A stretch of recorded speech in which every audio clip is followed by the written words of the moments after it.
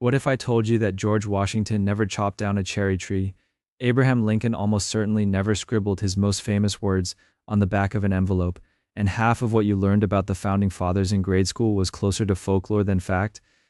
You probably think you know your presidents, the wars they won, the scandals they survived, the legends carved into monuments. But here's the uncomfortable truth. Many of those stories were invented, exaggerated, or quietly rewritten by people with something to gain.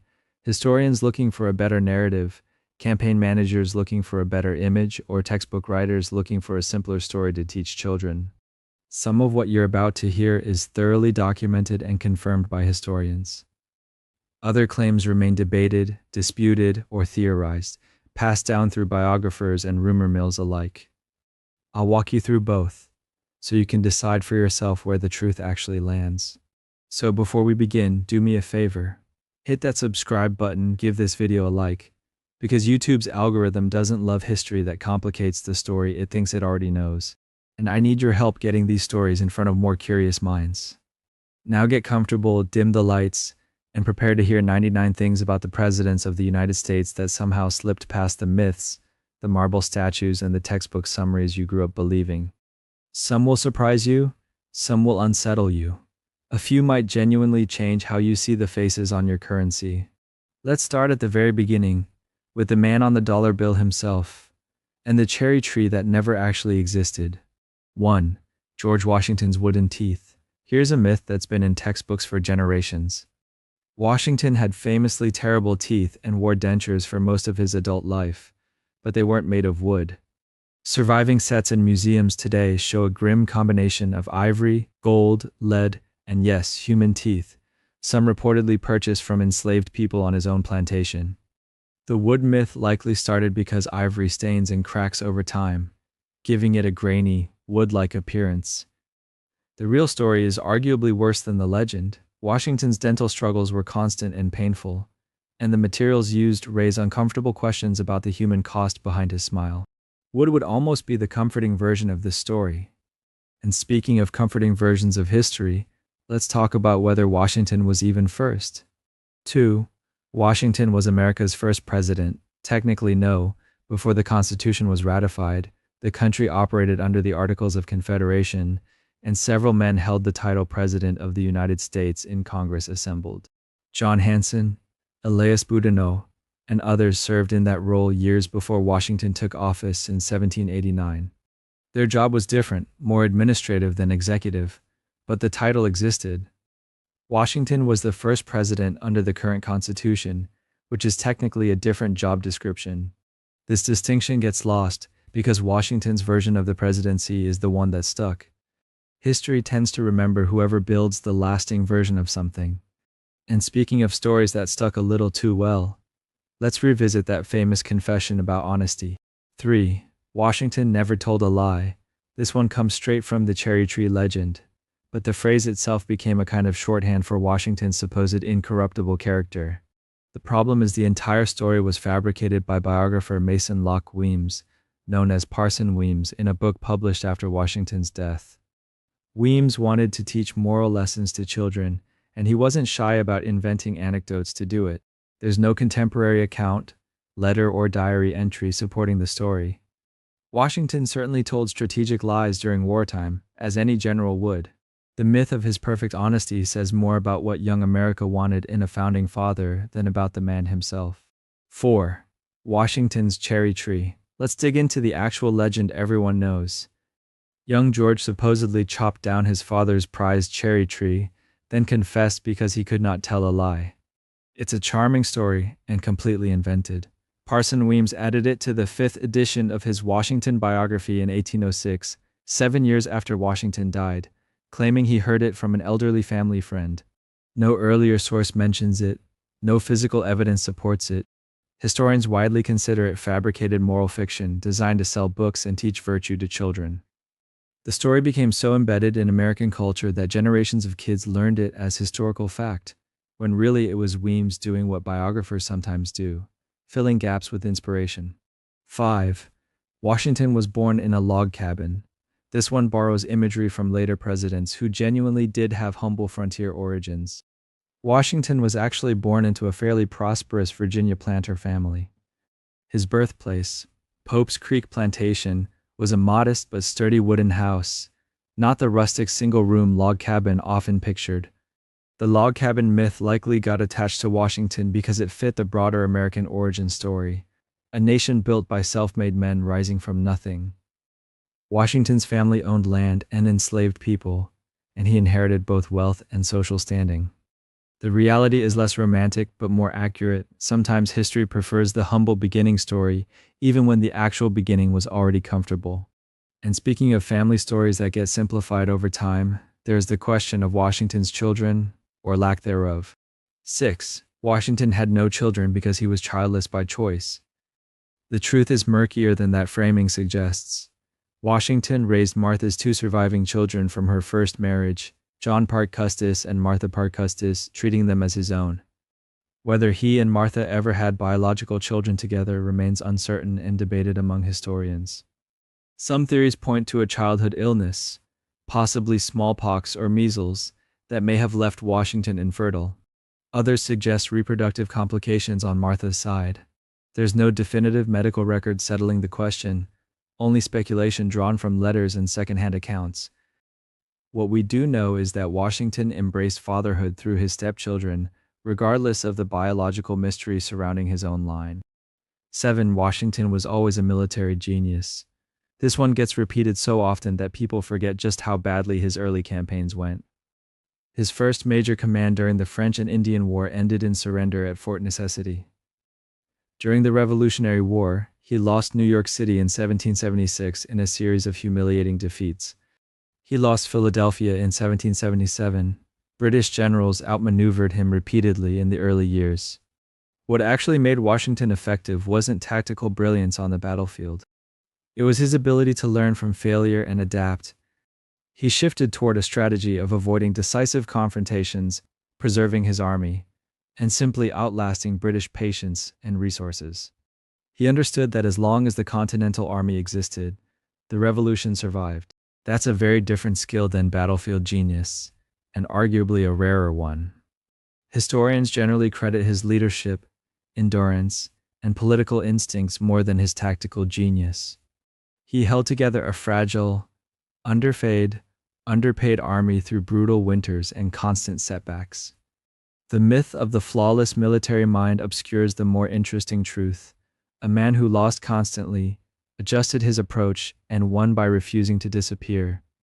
And speaking of founding fathers whose reputations get simplified into single storylines, let's look at one accused of the opposite problem entirely. 8. John Adams was a British sympathizer. This claim usually stems from one specific episode people misread completely. In 1770, Adams agreed to defend British soldiers charged in the Boston Massacre. To many colonists at the time, this looked like betrayal. Why would a patriot defend the very soldiers who fired on civilians? Adams believed something deeper than public sentiment, though. He believed every defendant deserved a fair trial and competent representation, even unpopular ones representing an occupying government. He argued facts matter more than mob anger, and he won acquittals for most of the soldiers. This decision nearly destroyed his early legal career and made him deeply unpopular for a time. Yet Adams remained one of the most vocal, persistent advocates for independence in the years that followed. He pushed hard for the Declaration of Independence in the Continental Congress. He nominated Washington to lead the army. His defense of British soldiers wasn't sympathy for the crown. It was a demonstration of principle over popularity, a stance he'd repeat throughout his political life, often to his own detriment. And speaking of complicated relationships between founding fathers, let's talk about two men whose friendship nearly didn't survive politics. 9. John Adams and Thomas Jefferson were permanent enemies. Their relationship is often flattened into pure rivalry, but the real story has more chapters than that. They started as close friends and allies during the Continental Congress, working together on the Declaration of Independence. Politics eventually drove a wedge between them. The bitter presidential election of 1800 turned them into political opponents, and for years afterward they barely spoke. Adams felt betrayed by Jefferson's tactics.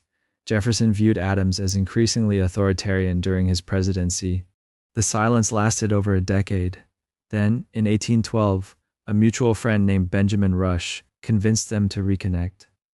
What followed was one of the most remarkable correspondences in American history. Over a decade of letters discussing philosophy, religion, politics, and their shared revolutionary past. They died on the same day, July 4, 1826, exactly 50 years after the Declaration was adopted. Adams's final words reportedly referenced Jefferson, unaware Jefferson had died hours earlier. Their story isn't really about permanent enmity. It's about two flawed men finding their way back to friendship before running out of time. And speaking of documents that get oversimplified in how they were actually created, let's revisit the Declaration itself. 10. Thomas Jefferson personally wrote the entire Declaration of Independence. Jefferson gets full credit in most retellings, but the actual process was far more collaborative. Congress assigned a 5-person committee to draft the document, including Jefferson, Adams, Benjamin Franklin, Roger Sherman, and Robert Livingston. Jefferson wrote the initial draft, largely because the others recognized his skill with language. But Franklin and Adams both made edits before it ever reached the full Congress. Once presented, Congress itself revised the document extensively, cutting roughly a quarter of Jefferson's original text.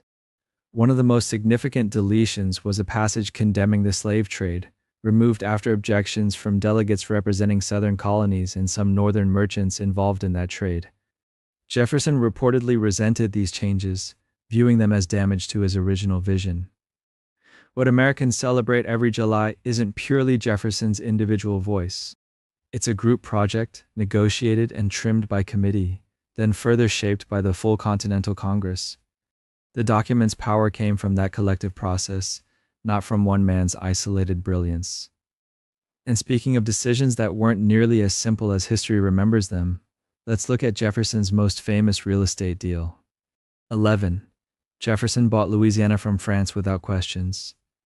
The Louisiana Purchase gets remembered as a triumphant obvious decision, doubling the size of the country for a bargain price. Behind the scenes, Jefferson was deeply conflicted about whether he even had the constitutional authority to make the deal. Jefferson was a strict constructionist, someone who believed the federal government should only exercise powers explicitly granted by the Constitution. Nowhere did the Constitution mention acquiring foreign territory. Jefferson privately drafted a constitutional amendment to authorize the purchase retroactively, worried that proceeding without one set a dangerous precedent for expanding federal power. His advisors convinced him that waiting for an amendment risked Napoleon changing his mind or France reselling the territory to a less favorable buyer. Jefferson ultimately moved forward without the amendment, prioritizing the strategic opportunity over his own constitutional principles. Critics at the time, including some of his own political allies, accused him of hypocrisy. Jefferson himself seemed uneasy about it, writing candidly about his doubts in private letters. The purchase worked out favorably for the nation, but it came from a president wrestling with whether the ends justified stretching the powers he claimed to believe in. And speaking of founding fathers whose personal contradictions ran deeper than their public image suggested, Jefferson's story doesn't stop at land deals. 12. Jefferson was an uncomplicated champion of equality. Jefferson wrote some of the most quoted lines about human equality in American history, declaring that all men are created equal with unalienable rights. At the very same time, Jefferson enslaved over 600 people throughout his lifetime. He rarely freed them, even in his will, unlike Washington, who freed his enslaved workers upon his death. Jefferson's plantation, Monticello, depended entirely on enslaved labor for its operation and profitability. Historical and genetic evidence strongly supports the theory that Jefferson fathered children with Sally Hemings, a woman he enslaved who began this relationship as a teenager under circumstances that involved no real possibility of consent given the power dynamics involved. Jefferson wrote passionately against tyranny while maintaining one of the largest enslaved populations among the founding fathers. He proposed anti-slavery language in early drafts of documents, then quietly abandoned those positions when politically inconvenient. This contradiction wasn't hidden or unknown even during his lifetime. Contemporaries pointed it out directly. Jefferson himself seemed aware of the tension, writing uneasily about slavery's moral weight, without ever fully acting on that discomfort. The man who authored humanity's most famous statement on equality lived a daily life that directly contradicted it. 13. Jefferson and Sally Hemings are a settled, simple story. For decades, this was treated as either scandalous rumor or outright fabrication, depending on who you asked.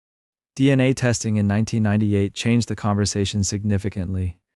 The study found a genetic link between the Jefferson male line and descendants of Sally Hemings's youngest son, Eston.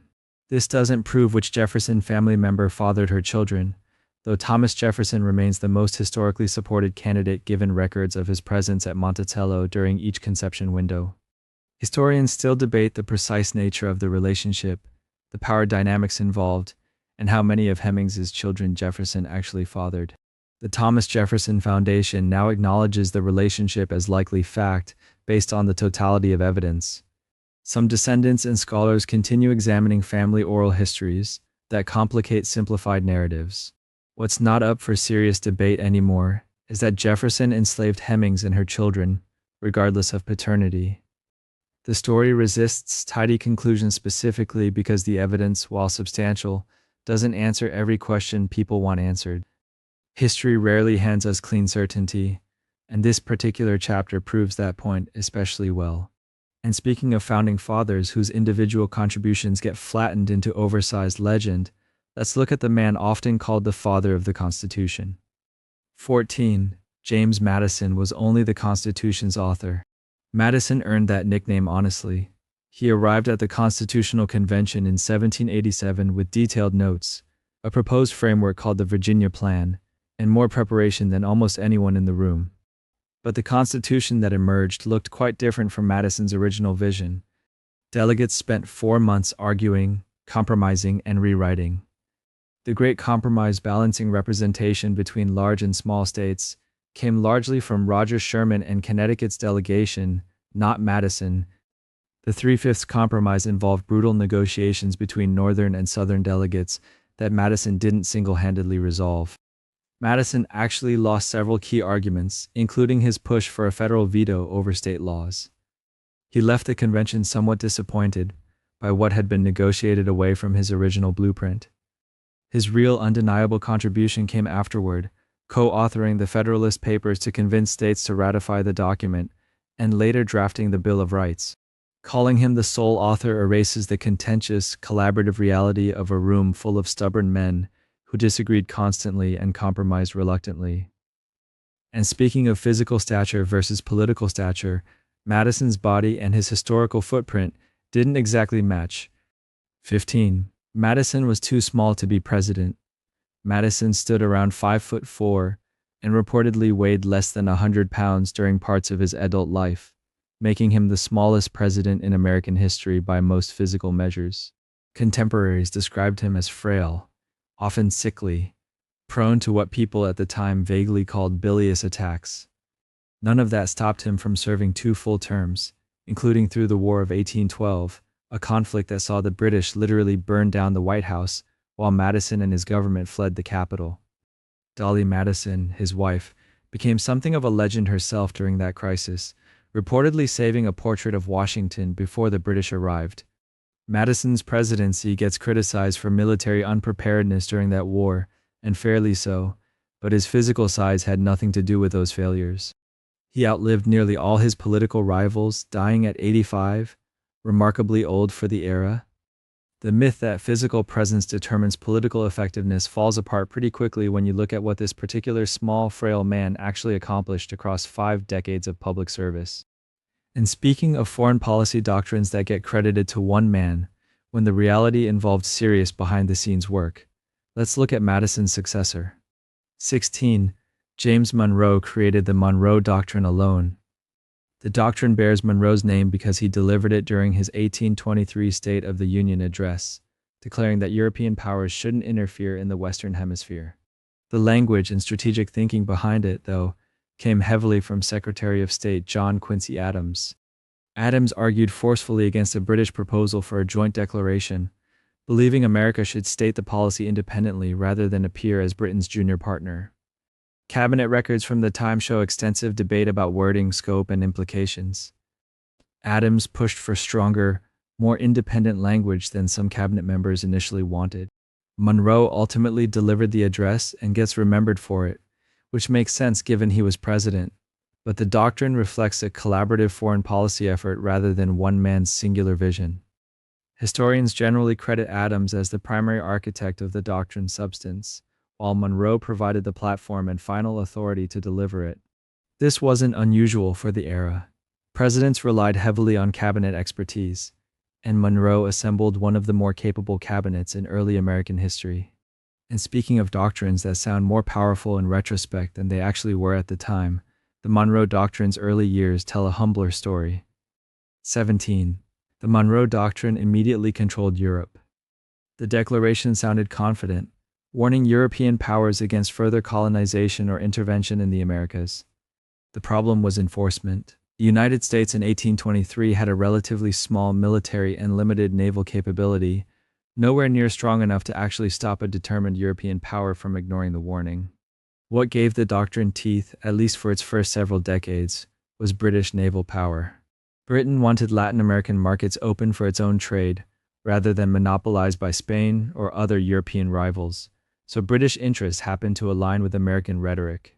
The Royal Navy's dominance, not American military might, effectively discouraged European recolonization attempts during this period.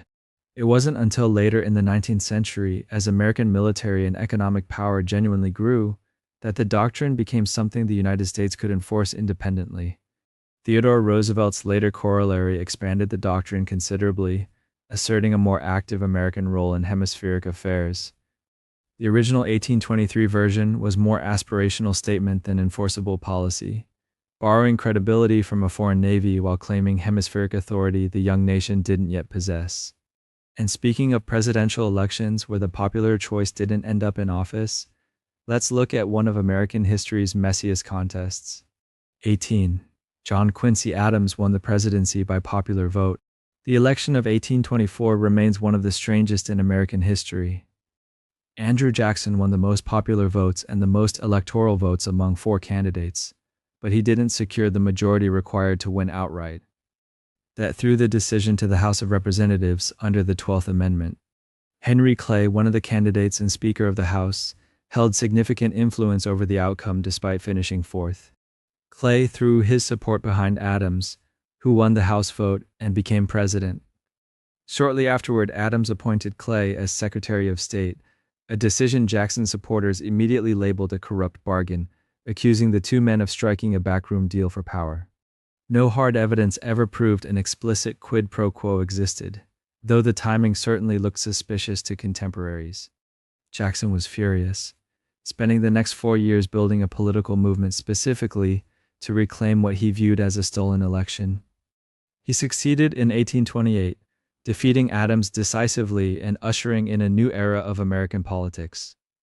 The 1824 election remains a lasting reminder that winning the most votes doesn't guarantee winning the presidency, a lesson the Constitution's electoral mechanics have repeated more than once throughout American history.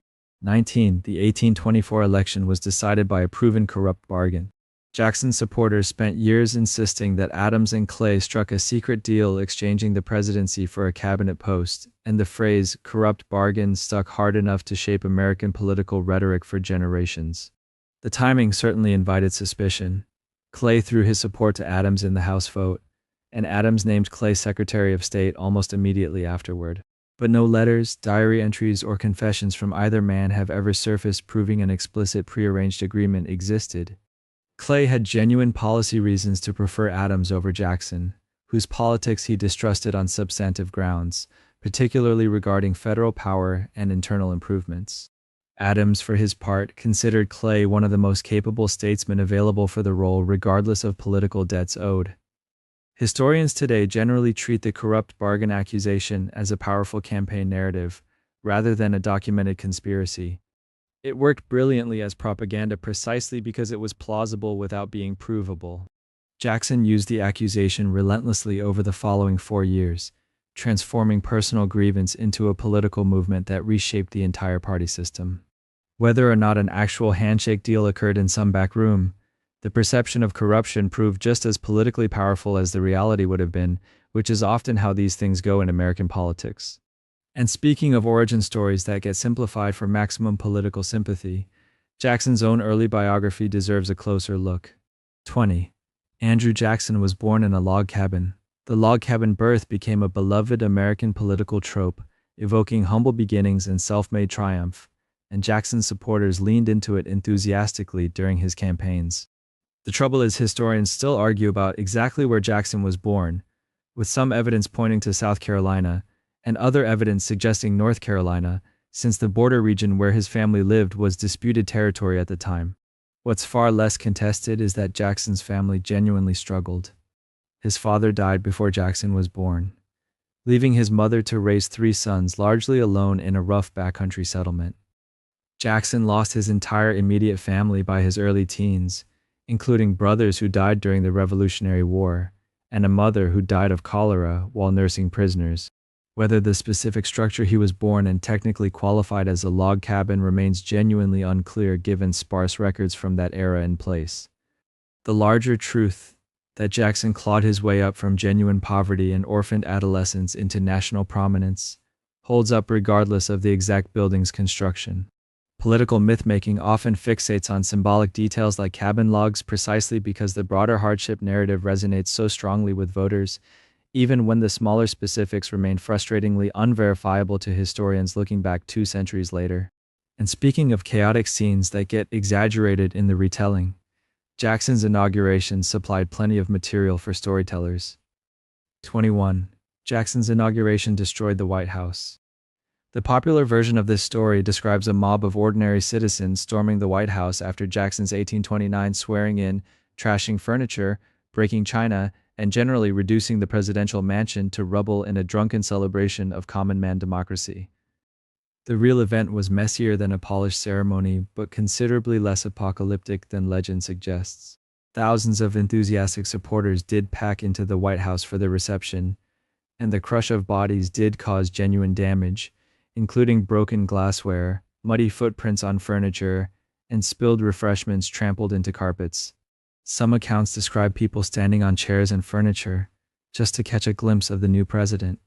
Staff reportedly had to move punch and food onto the lawn to lure the crowd outside so cleanup could begin. It was disorderly, certainly unprecedented for a formal presidential event, and probably alarming to elite observers who expected more decorum. But destroyed implies structural devastation that simply didn't happen. The building remained fully functional, and Jackson continued living and working there without any indication of catastrophic damage requiring repair. The exaggerated version endures because it fits neatly into narratives about Jackson representing rowdy popular democracy, overwhelming aristocratic tradition, even when the actual mess was more embarrassing than historic. And speaking of practices that get attributed entirely to one president, when the reality involves decades of gradual development, Jackson's approach to government jobs deserves context. 22. Jackson personally invented the spoils system. Jackson gets credited or blamed for creating the practice of rewarding political supporters with government jobs after electoral victories, largely because he embraced and defended the practice more openly than his predecessors had. But patronage appointments existed well before Jackson took office. Earlier presidents, including Jefferson, had replaced office holders with political allies, just with less public justification and smaller scale. What Jackson did differently was defend the practice philosophically, arguing that rotation in office prevented entrenched bureaucratic elites from becoming disconnected from ordinary citizens. He believed government positions shouldn't become lifetime sinecures for a permanent class of office holders insulated from democratic accountability. Critics called it corruption dressed up as principle, while supporters called it democratic renewal. Jackson did replace a substantial number of federal employees during his presidency, more visibly and unapologetically than earlier administrations had. The phrase "to the victor belong the spoils" actually came from New York Senator William Marcy, not Jackson himself, though it got permanently associated with Jackson's approach to governance.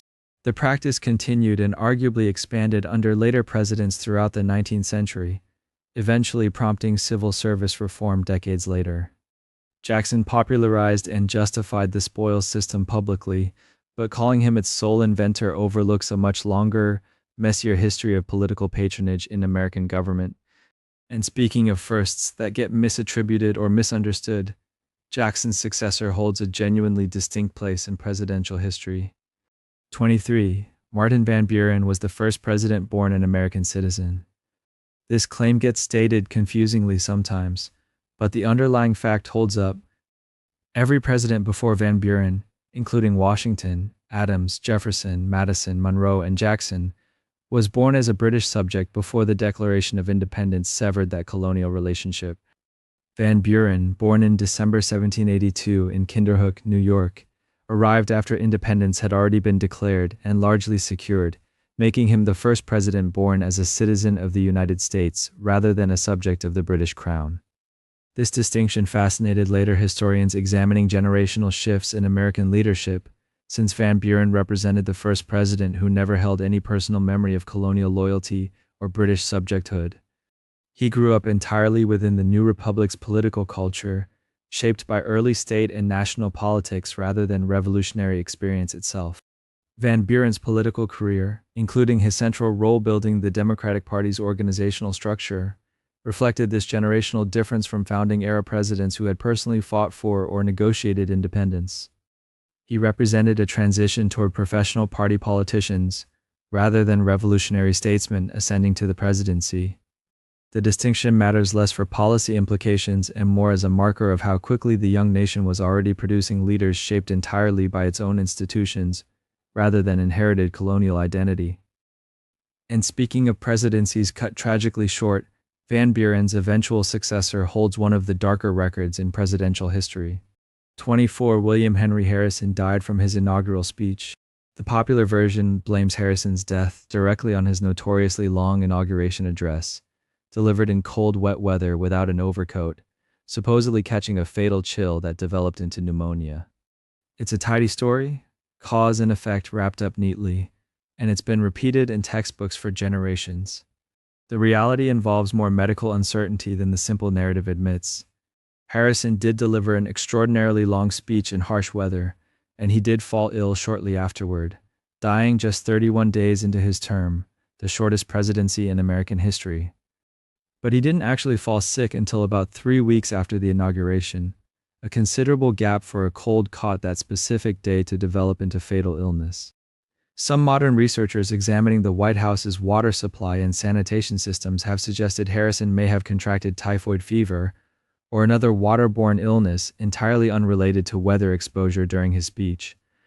The White House at the time drew water from a source near contaminated sewage runoff, a plausible alternative explanation historians have taken seriously in recent decades.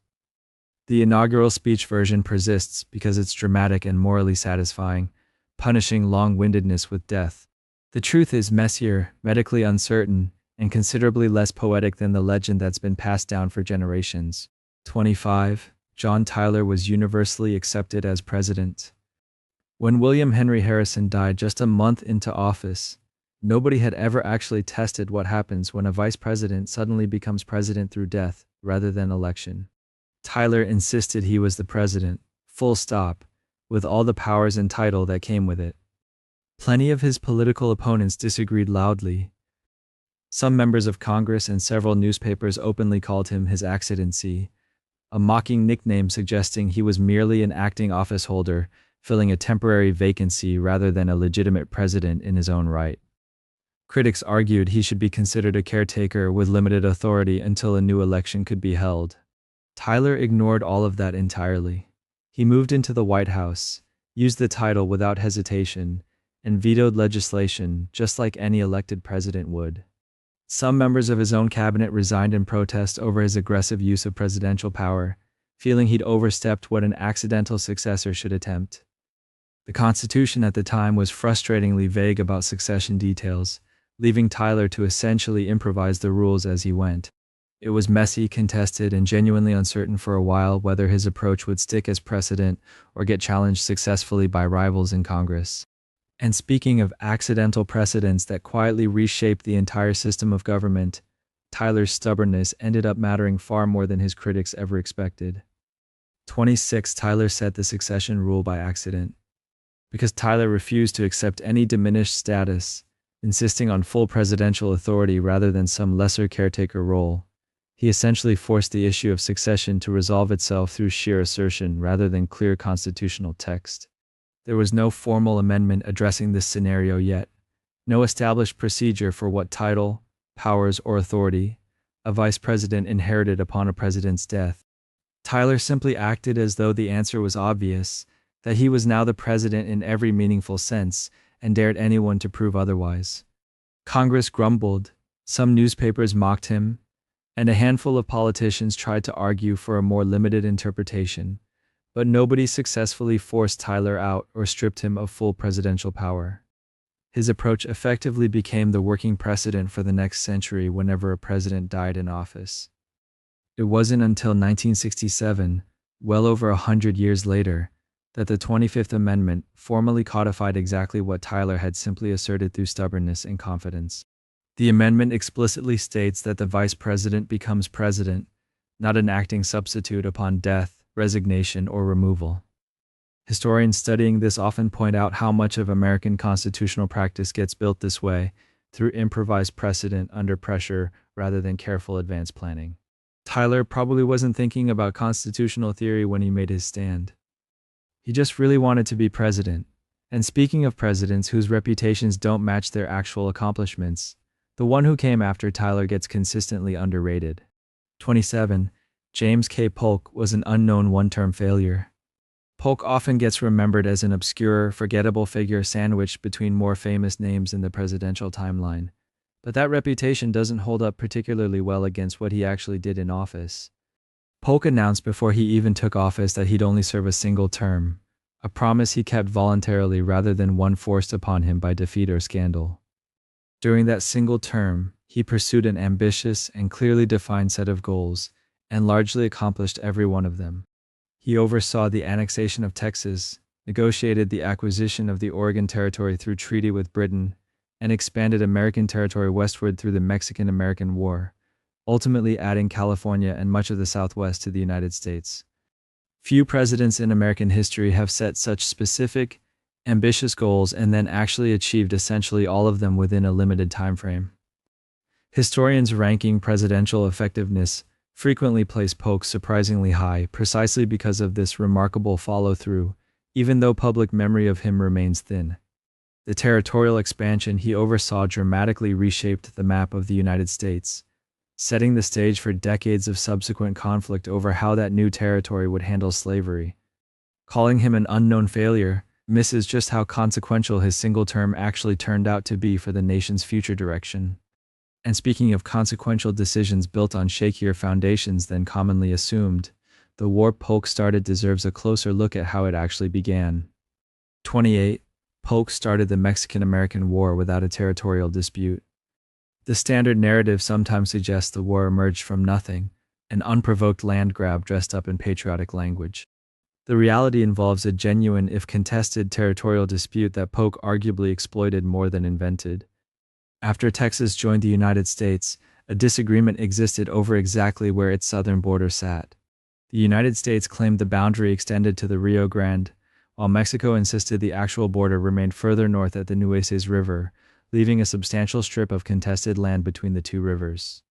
Polk ordered American troops into this disputed territory, a move some historians argue was deliberately provocative, essentially inviting a military confrontation that would justify a broader war. When Mexican forces clashed with American troops in that contested zone, Polk used the incident to argue that Mexico had shed American blood on American soil, even though whose soil it actually was remained genuinely disputed at the time. Congress declared war shortly afterward, though a number of representatives, including a young Abraham Lincoln, later challenged Polk's framing of exactly where the alleged provocation occurred. The war that followed resulted in massive territorial gains for the United States, but the circumstances surrounding its start remain debated among historians as either legitimate border enforcement or engineered pretext for expansion that many at the time believed was orchestrated from the very beginning. And speaking of presidents whose paths to office looked less like careful political planning and more like reputation riding straight into the White House, Polk's eventual successor fits that pattern closely. 29. Zachary Taylor was a political party insider. Taylor's rise to the presidency had almost nothing to do with years of party loyalty, backroom negotiating, or legislative experience. He'd spent his entire adult life as a career military officer, famous primarily for his battlefield successes during the Mexican-American War, particularly at battles like Buena Vista that made him a household name across the country. Taylor had barely participated in party politics before running for president, and some accounts suggest he'd rarely even voted in elections throughout his adult life. The Whig Party recruited him specifically because his military fame made him enormously popular and electable, regardless of how thin his actual political record or ideological commitments happened to be. Party leaders essentially built a campaign around his reputation as a tough, plain-spoken military hero, rather than around any detailed policy platform he'd developed himself. Taylor's actual political views on major issues of the day, including slavery's expansion into new territories, remained frustratingly unclear even to his own supporters during the campaign. Once in office, he proved more independent-minded than party leaders expected, frustrating some Whigs who had hoped a political newcomer might simply follow their guidance.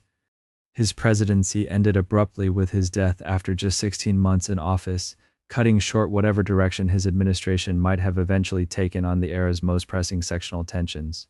And speaking of vice presidents who arrived in the Oval Office through tragedy despite having real political experience beforehand, Taylor's successor deserves credit often overlooked.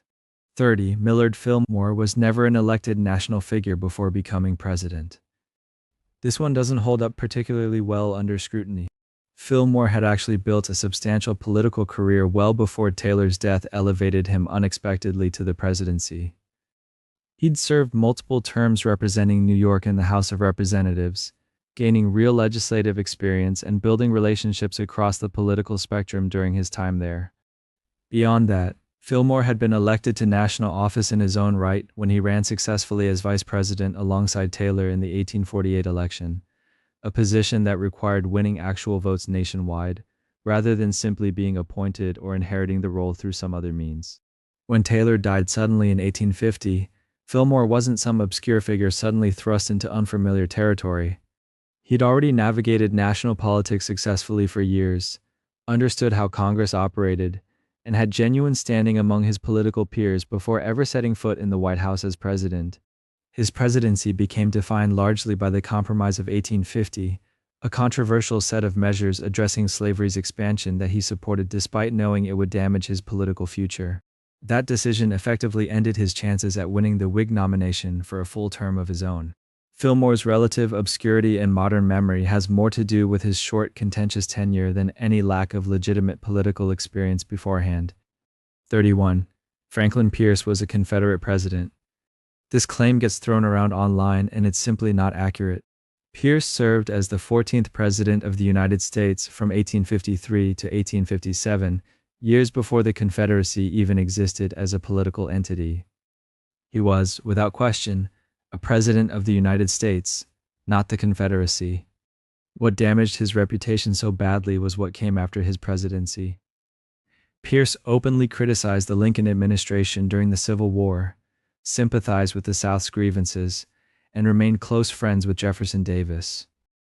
His wife's failing health and his own struggles with alcohol compounded a presidency many historians already considered weak and ineffective on the issue of slavery.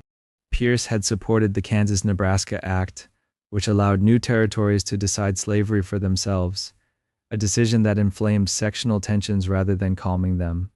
By the time the war actually broke out, Pierce's public statements criticizing Lincoln made him deeply unpopular in the North, with crowds sometimes hurling insults at his home in New Hampshire. He died in 1869, largely forgotten and unloved by either side of the conflict he'd failed to prevent. So no, he never held office in the Confederacy. He just spent his post-presidency alienating the very country he used to lead, which is its own kind of historical footnote. And speaking of presidents whose reputations got flattened by one dramatic moment overshadowing everything else they did in office, his successor deserves a closer look too. 32. James Buchanan did nothing before Lincoln. Buchanan gets remembered almost entirely for one thing, sitting on his hands while the country fell apart around him, but that framing skips over an otherwise active and lengthy political career. Before becoming president, Buchanan had served as a congressman, a senator, minister to Russia, Minister to Britain, and Secretary of State under President Polk. He arrived in the White House in 1857 as one of the most experienced men to ever hold the office. The problem wasn't inactivity so much as catastrophic judgment during the specific crisis that defined his presidency. As Southern states began seceding after Lincoln's election, Buchanan argued that secession was illegal, but also argued the federal government had no constitutional power to stop it, a contradictory position that satisfied absolutely nobody. He didn't reinforce federal forts in the South, didn't take decisive action against secessionist governments forming around him, and essentially waited out his remaining months, hoping the crisis would resolve itself before Lincoln's inauguration. It didn't. By the time Lincoln took office, 7 states had already left the Union. Historians consistently rank Buchanan among the least effective presidents, not because he did nothing throughout his career, but because he did almost nothing during the exact moment decisive leadership mattered most. And speaking of presidents who inherited a crisis and handled it in ways still debated today, Lincoln's own record deserves some careful unpacking. 33. Abraham Lincoln freed every enslaved person with one document. The Emancipation Proclamation gets remembered as the single moment slavery ended in America, but the actual legal reach of that 1863 document was considerably narrower than popular memory suggests. Lincoln issued it under his war powers as commander-in-chief, which meant it only applied to enslaved people in Confederate states, still in rebellion against the Union. Enslaved people in border states that had remained loyal to the Union, like Kentucky, Missouri, Maryland, and Delaware, were not freed by the proclamation at all. Neither were enslaved people in Confederate areas already under Union military control, since those regions were technically excluded from the document's language. What the Emancipation Proclamation did accomplish was significant. It reframed the war's purpose, allowed black soldiers to formally join the Union Army, and signaled to the world that slavery's abolition was now a central Union goal. But actual nationwide legal abolition didn't happen until the 13th Amendment was ratified in December 1865, months after Lincoln's assassination. That amendment closed every loophole the proclamation had left open. So the popular image of Lincoln freeing everyone with a single stroke of his pen simplifies a much messier legal reality that took an additional constitutional amendment to fully resolve. And speaking of Lincoln moments that got simplified into tidier legends than the facts support, his most famous speech has its own persistent myth. 34. Lincoln wrote the Gettysburg Address on an envelope.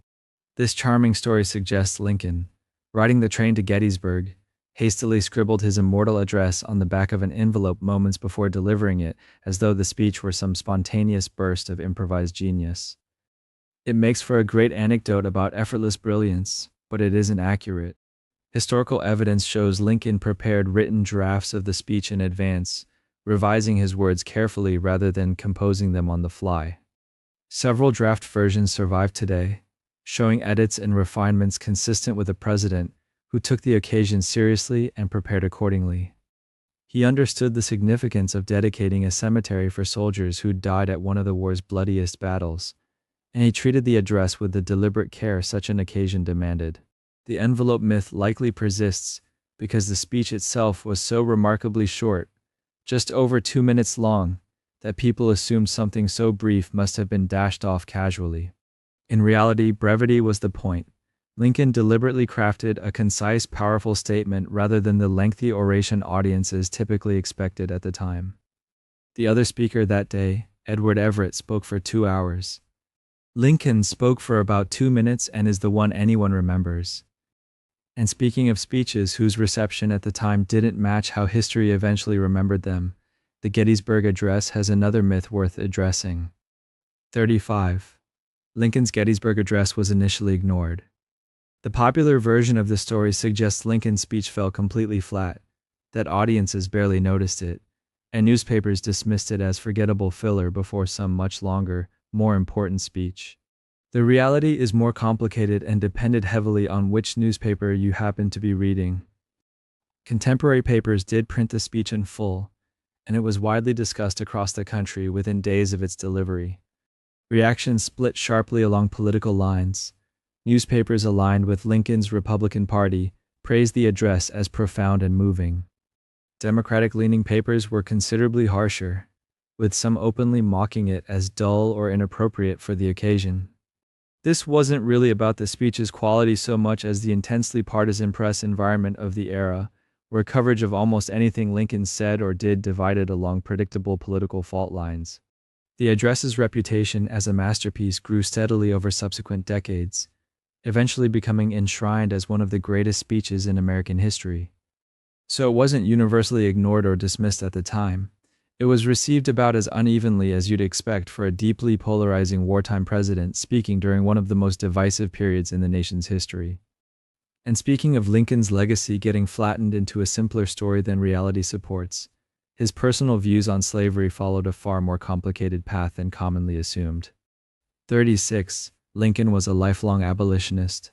Lincoln's evolving relationship with slavery gets frequently oversimplified into the image of a man who always believed in immediate, complete abolition from his earliest days in politics. His actual documented views were considerably more cautious and shifted meaningfully over time. For decades, Lincoln opposed slavery's expansion into new territories rather than calling for its immediate elimination where it already existed. He argued publicly that the Constitution protected slavery in states where it was already established, even while he personally found the institution morally wrong. During his famous debates with Stephen Douglas, Lincoln explicitly stated he didn't believe in full social and political equality between black and white Americans, reflecting attitudes common among many politicians of his era, rather than a radical abolitionist stance.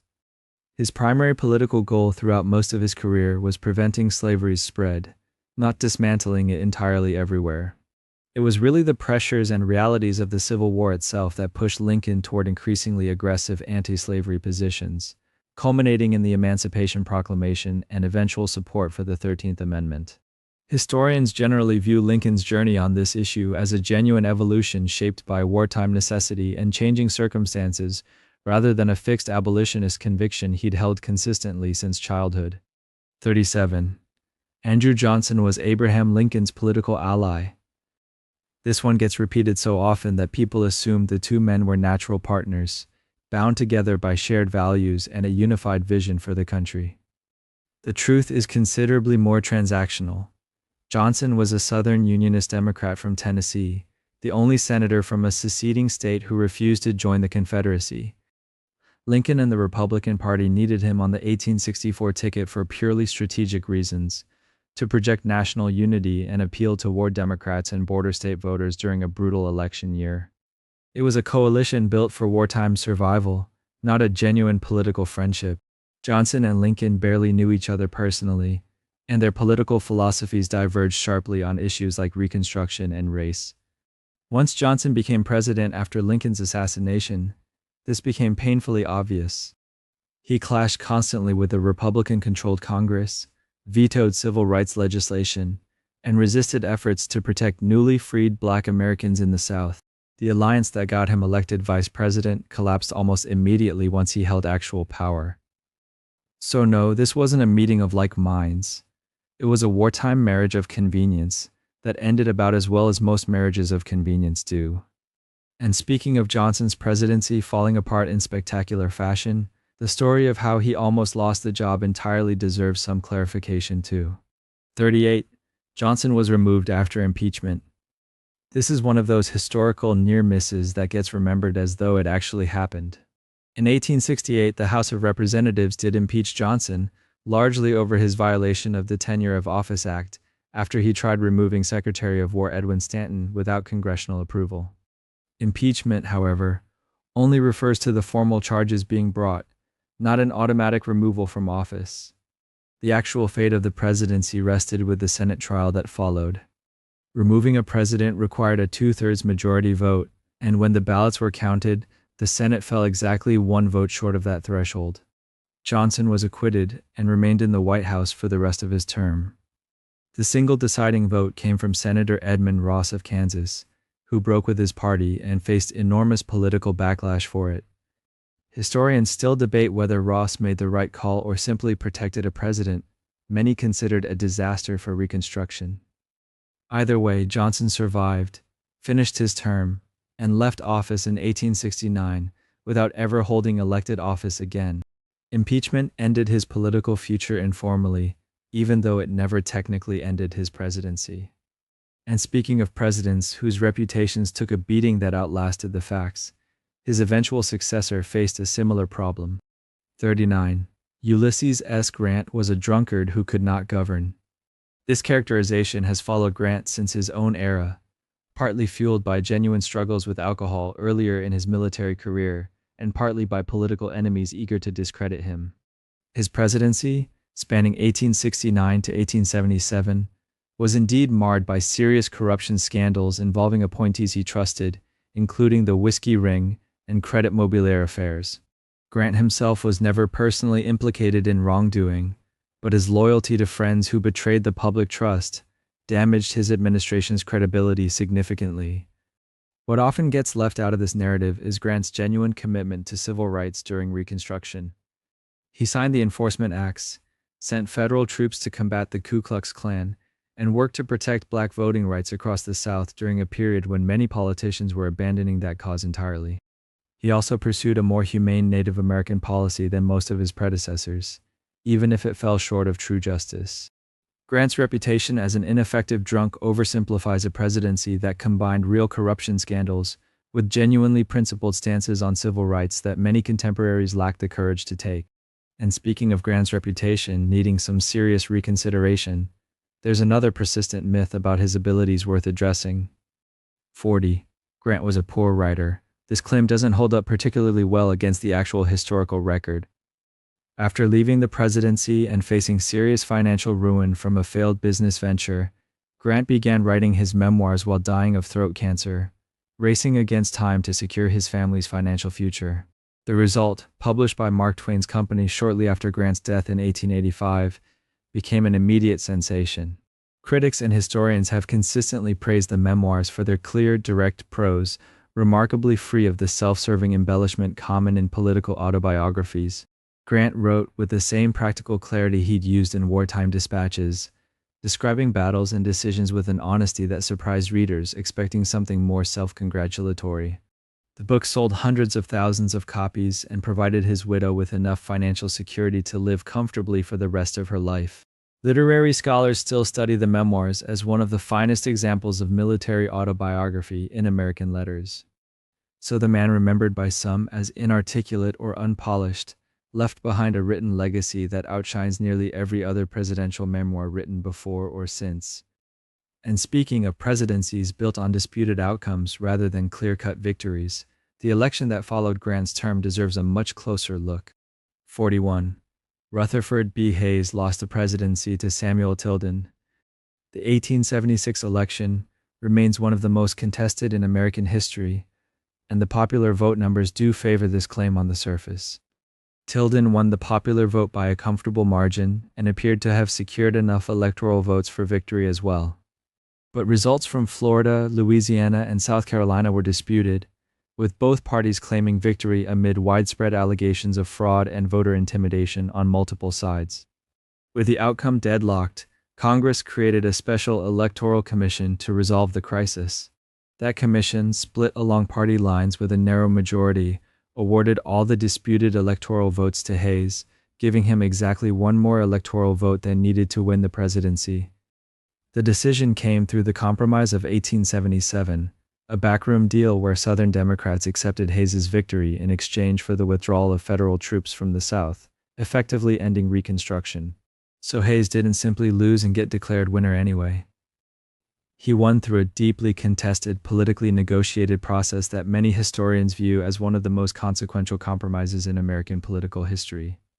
And speaking of presidencies cut short by circumstances beyond anyone's control, the man who followed Hayes faced an even more tragic fate. 42. James Garfield was president for only a few days. This claim likely stems from confusion about his presidency's short overall length, combined with how quickly he was attacked after taking office. Garfield was shot on July 2, 1881, just 4 months into his term, by a disgruntled office seeker named Charles Guiteau. But being shot didn't mean immediate death. Garfield actually survived for nearly 80 days afterward, lingering through a summer of suffering that today seems almost entirely preventable. Doctors at the time repeatedly probed his wound with unsterilized fingers and instruments, searching for the bullet without understanding germ theory, which was still gaining acceptance in American medicine. These well-intentioned interventions caused massive infections that ultimately proved far more dangerous than the bullet itself. Garfield's condition deteriorated slowly and painfully over weeks, moved at one point to the New Jersey shore in a failed attempt to aid his recovery. He finally died on September 19, 1881. His presidency, brief as it was, lasted about 6 months total, not merely a few days. It stands as a haunting example of how medical ignorance, rather than the assassin's bullet alone, ultimately determined his fate. 43. Chester A. Arthur was always a civil service reformer. This one tends to surprise people once they learn the backstory, because Arthur's rise to political prominence was built almost entirely on the patronage system he later helped dismantle. Before becoming president, Arthur served as collector of the Port of New York, a position handed to him through political connections, and one that let him hand out jobs to loyal party supporters rather than qualified candidates. He was by every measure a product of machine politics, closely tied to New York's Republican boss Roscoe Conkling. When President Garfield's assassin turned out to be a disgruntled office seeker angry over not receiving a patronage job, the public outrage over the spoils system reached a boiling point. Arthur, thrust into the presidency under tragic circumstances, surprised nearly everyone by embracing reform. He signed the Pendleton Civil Service Act in 1883, creating a merit-based system for federal employment and establishing the Civil Service Commission. Old allies felt betrayed, and reformers who once doubted him became cautious supporters. Arthur's transformation wasn't really about a sudden moral awakening. It was more about recognizing which way public sentiment was moving after a national tragedy. Still, the reforms he signed reshaped how the federal government hired people for generations afterward, regardless of his personal motivations for getting there. And speaking of presidents whose electoral records get simplified into something cleaner than reality, the man who followed Arthur has his own set of misunderstood details. 44. Grover Cleveland was the only president to serve 2 terms. This phrasing gets repeated constantly, but it's really shorthand for something more specific and for well over a century accurate.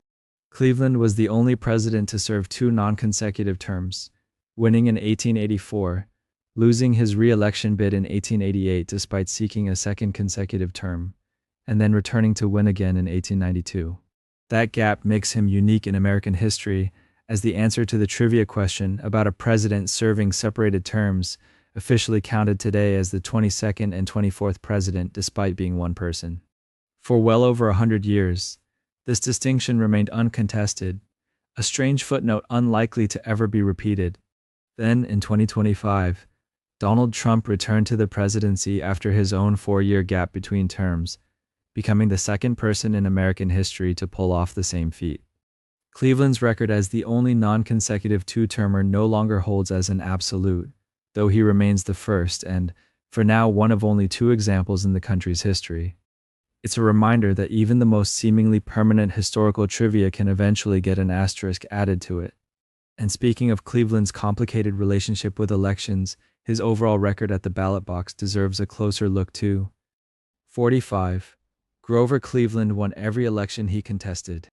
This claim sounds impressive until you actually check the electoral math from 1888. Cleveland ran for re-election against Benjamin Harrison and won the popular vote by a solid margin, receiving roughly 100,000 more votes nationwide than his opponent. Winning the popular vote, however, has never guaranteed winning the presidency, and Cleveland learned that lesson the hard way. Harrison secured victories in key states with large numbers of electoral votes, including New York, Cleveland's own home state, allowing him to win the Electoral College despite the national vote count favoring his opponent. Cleveland left office in 1889, having technically lost an election he'd won in terms of raw voter support. He didn't fade away quietly, though. Cleveland spent the next 4 years positioning himself for a comeback, and in 1892 he ran again, this time defeating Harrison decisively in both the popular vote and the Electoral College. That rematch victory made him the only president to serve 2 non-consecutive terms until 2025 changed that particular distinction. So while Cleveland's overall career ended with more electoral wins than losses, the claim that he won every election he ever contested simply isn't accurate.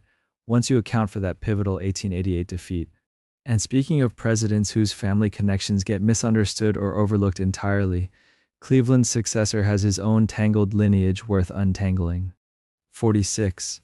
Benjamin Harrison was unrelated to William Henry Harrison.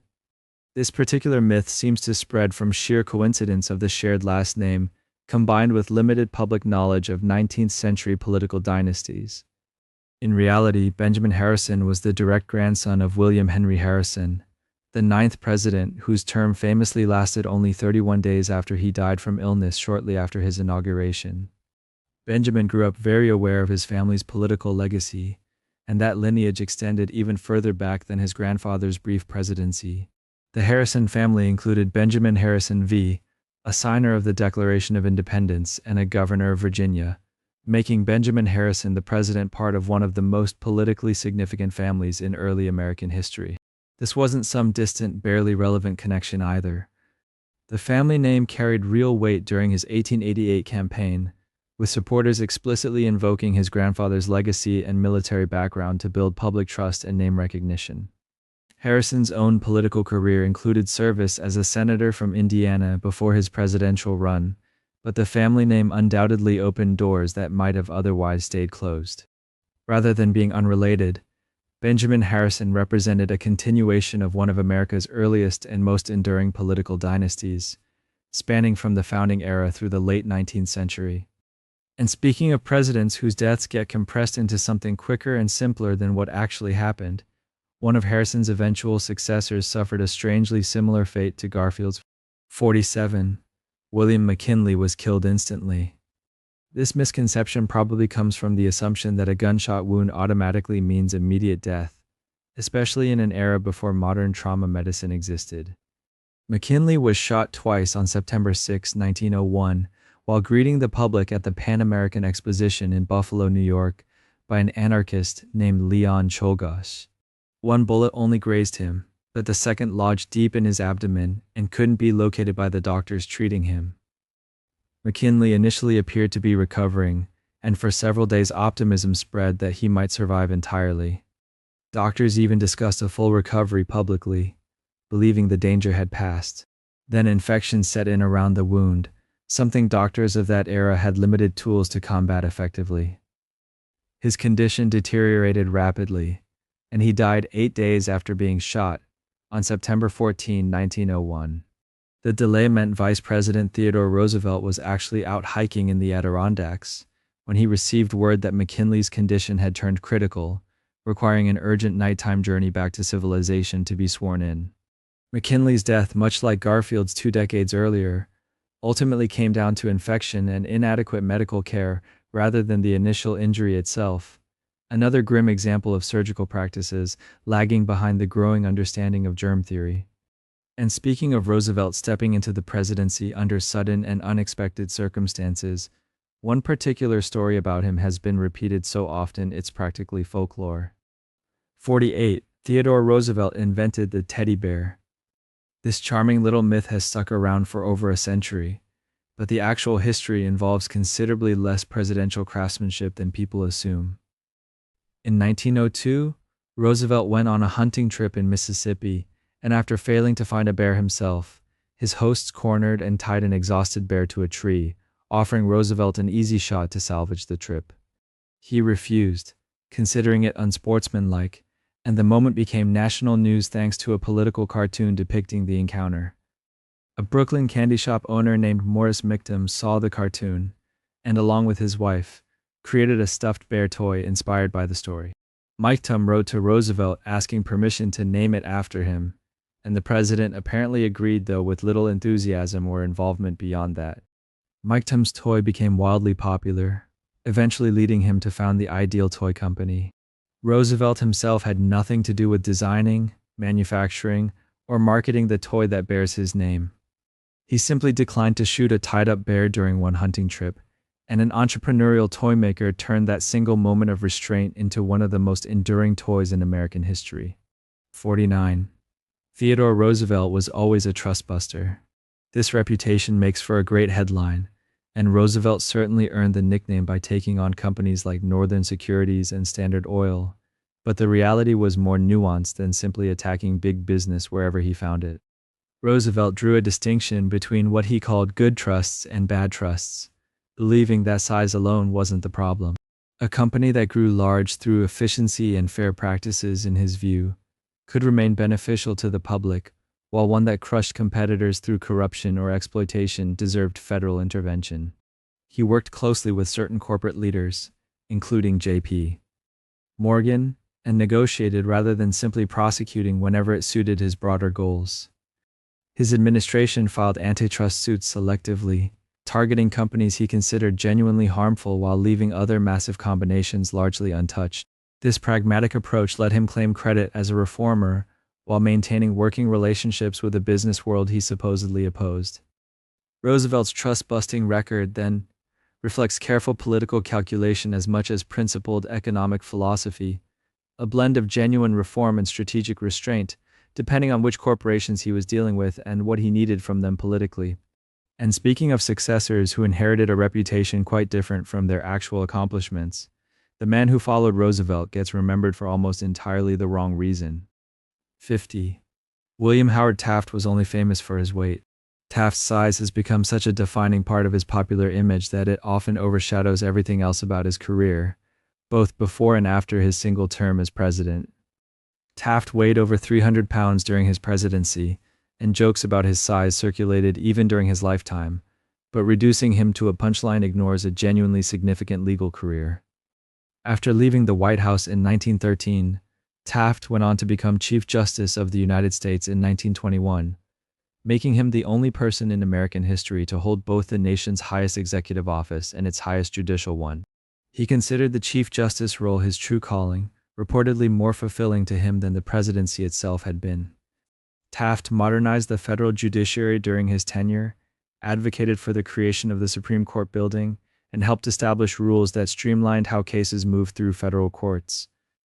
His influence on the judicial branch arguably outlasted his impact as president. Reducing Taft to weight-related jokes erases a legacy that shaped American law for decades afterward, one built on genuine expertise rather than physical stature.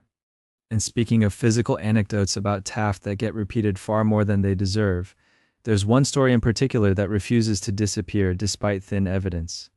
51. Taft got stuck in the White House bathtub. This image has become almost a cultural shorthand for Taft's size, repeated in books, documentaries, and casual conversation as though it were established historical fact. The story typically goes that Taft became wedged in a White House bathtub so tightly that staff had to pry him loose, an embarrassing moment supposedly kept quiet at the time. The problem is that no contemporary source actually documents this incident happening. There's no White House staff account, no news report, no personal letter describing the event as it supposedly unfolded. What we do know is that Taft's size created genuine practical challenges, and the White House did install a custom-made oversized bathtub specifically designed to accommodate him comfortably, one large enough that 4 average-sized men could reportedly fit inside it together. That solution suggests staff anticipated potential problems and addressed them proactively rather than dealing with an actual bathtub disaster after the fact. The stuck bathtub tale likely grew from genuine awareness of Taft's size combined with a very real oversized tub, blending into a dramatic story that sounds plausible but lacks the documentation historians would expect if it truly happened. And speaking of presidents whose signature achievements get credited to them alone, when the reality involved far more collaboration, Taft's eventual successor built something that required an entire world's cooperation. 52. Woodrow Wilson created the League of Nations alone. Wilson certainly championed the League with remarkable passion, traveling extensively and staking enormous political capital on its creation as the centerpiece of his post-war vision. But crediting him as its sole architect overlooks the genuinely international effort behind it. The League's covenant emerged from negotiations at the Paris Peace Conference involving representatives from numerous allied nations, each pushing their own priorities and compromises into the final document. British diplomats, French officials, and delegates from smaller nations all shaped provisions within the covenant, sometimes clashing directly with Wilson's original proposals. Wilson provided crucial momentum and moral authority, framing the League as essential to preventing future wars, but the actual structure reflected multilateral bargaining rather than one man's singular vision. Ironically, Wilson's greatest failure came from the country he represented.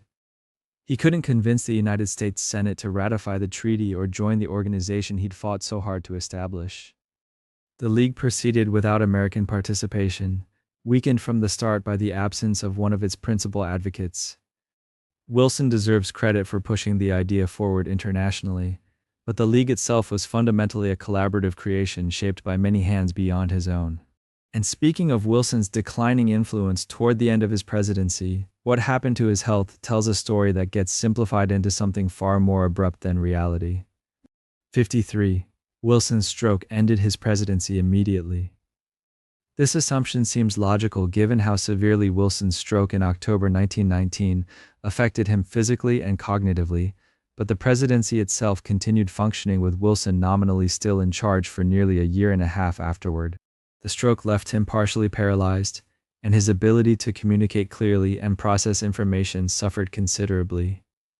Rather than stepping aside or having the vice president assume presidential duties, Wilson's wife, Edith, along with his physician and closest advisors, effectively controlled access to him and managed the flow of paperwork requiring his attention. Cabinet members and even Congress had extremely limited direct contact with Wilson during this period, and important decisions were often filtered through Edith and other trusted aides, rather than made by Wilson directly and transparently. This arrangement raised serious constitutional questions that wouldn't be formally addressed until decades later with the passage of the 25th Amendment, which established clearer procedures for presidential incapacity. Wilson technically remained president throughout, but the actual governing structure during those final months operated through an informal and controversial workaround, rather than any immediate clean transfer of power.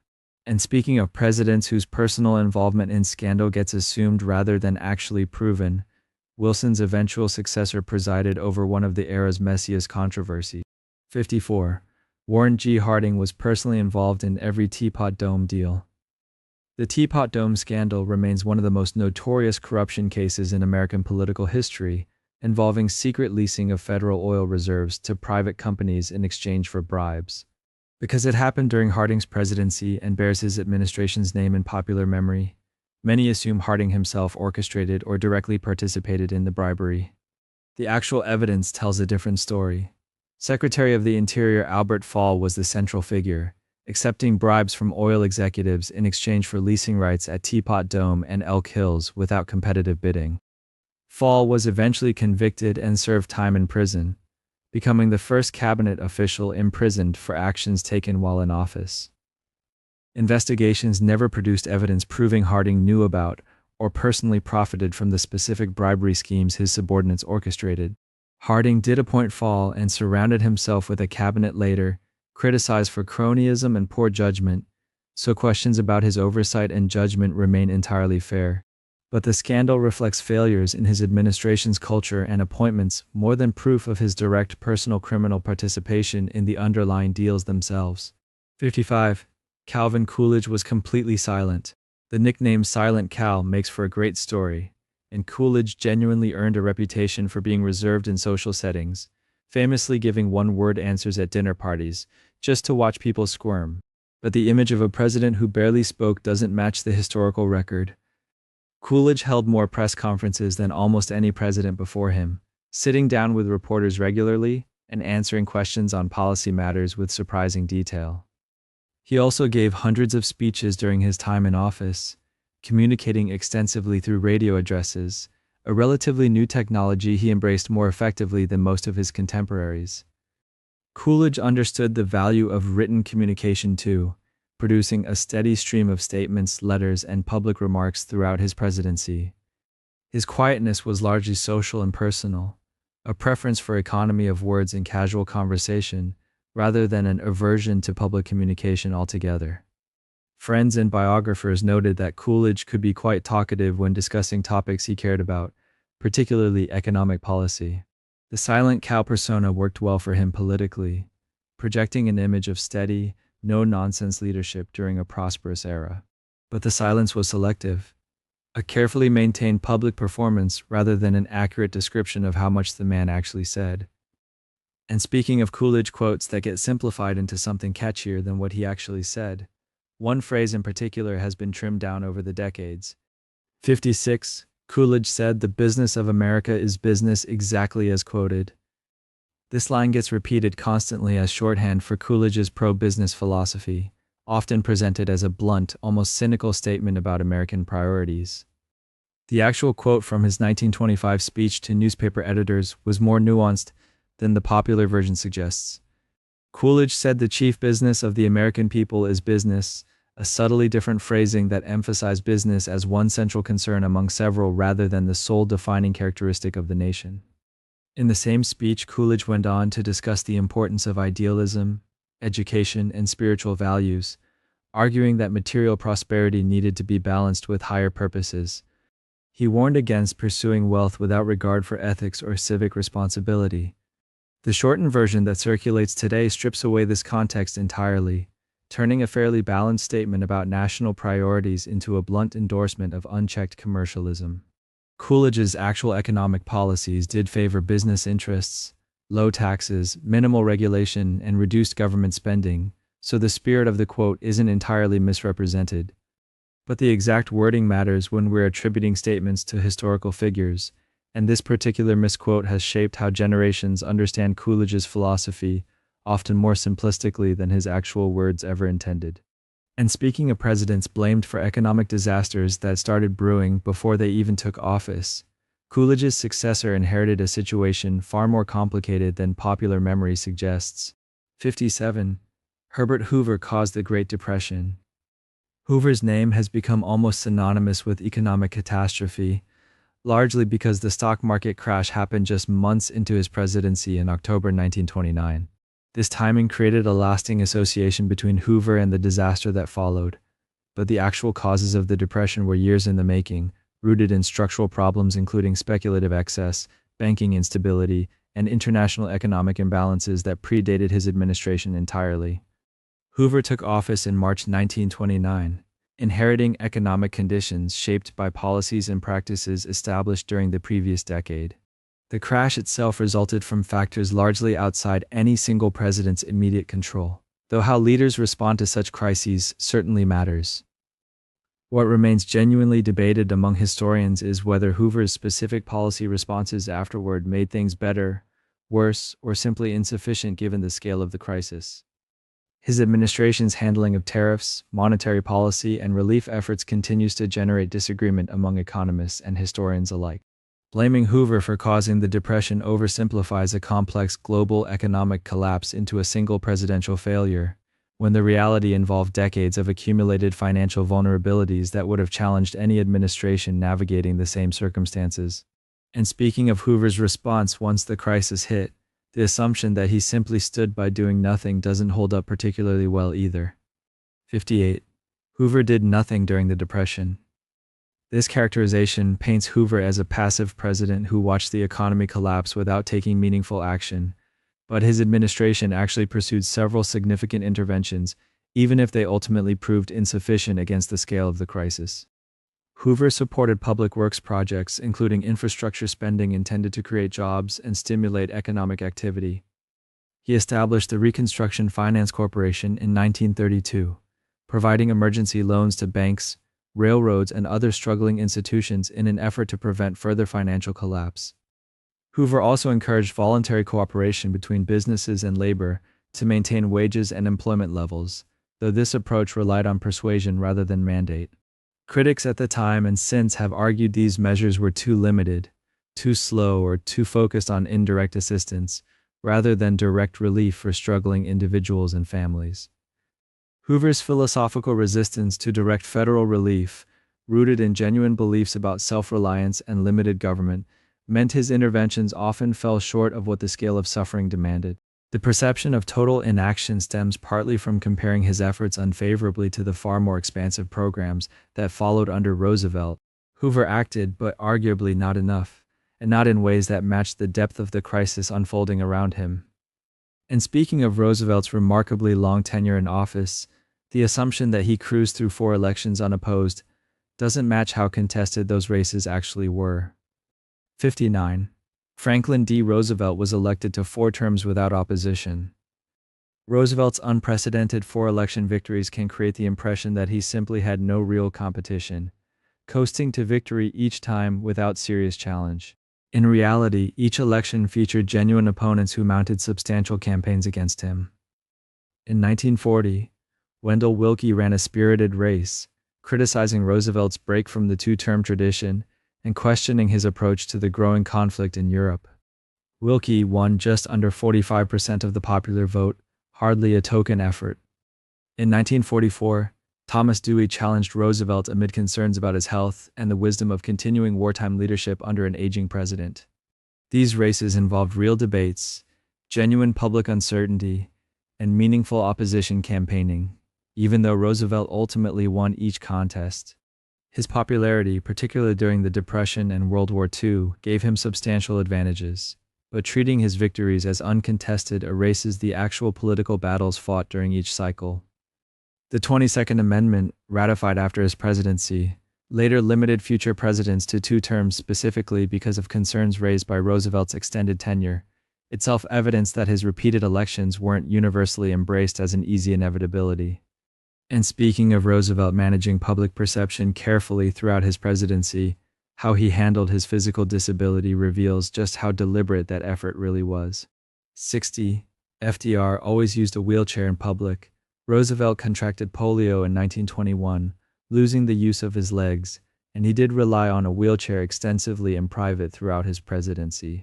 But in public settings, Roosevelt and his staff worked deliberately to minimize visible evidence of his disability, understanding how public perception of strength and vigor mattered politically during a period of economic crisis and looming war. Roosevelt developed the ability to stand using heavy metal leg braces, gripping a podium or the arm of an aide to appear upright during speeches and public appearances. He was rarely photographed in his wheelchair, and the press largely cooperated with an unspoken agreement to avoid capturing images that showed his disability directly. Secret Service agents and aides helped position him carefully before he entered rooms, ensuring he appeared already standing or seated normally, rather than being wheeled in. This careful management wasn't accidental. It reflected genuine political calculation about how Americans might perceive a disabled president during turbulent times. Only a small number of candid photographs from his presidency show him in a wheelchair, and most weren't published until decades after his death. Roosevelt's disability was real and significant, but his public image was constructed with remarkable consistency to obscure just how much assistance he actually required. 61. FDR's New Deal ended the Great Depression. This is one of those comforting narratives that gets taught as settled fact, when economists and historians have argued about it for nearly a century. The New Deal absolutely reshaped American life, creating Social Security, banking regulations, and public works programs that provided relief to millions of desperate families. Programs like the WPA and CCC put people back to work and rebuilt crumbling infrastructure across the country. But unemployment remained stubbornly high throughout the 1930s, dropping from its worst points but still sitting around 14 to 17% by the end of the decade. Some economists argue certain New Deal policies actually slowed recovery by creating uncertainty for businesses or by raising prices through production restrictions. What actually pulled unemployment down to nearly nothing was World War II, when massive military spending and wartime production finally put the entire workforce to use. The New Deal changed the relationship between citizens and government forever, establishing a safety net that still exists today. But crediting it alone with ending the Depression ignores just how much the war effort accomplished economically. Roosevelt's legacy deserves credit for compassion and reform, but the actual recovery timeline is far messier than the simple story suggests.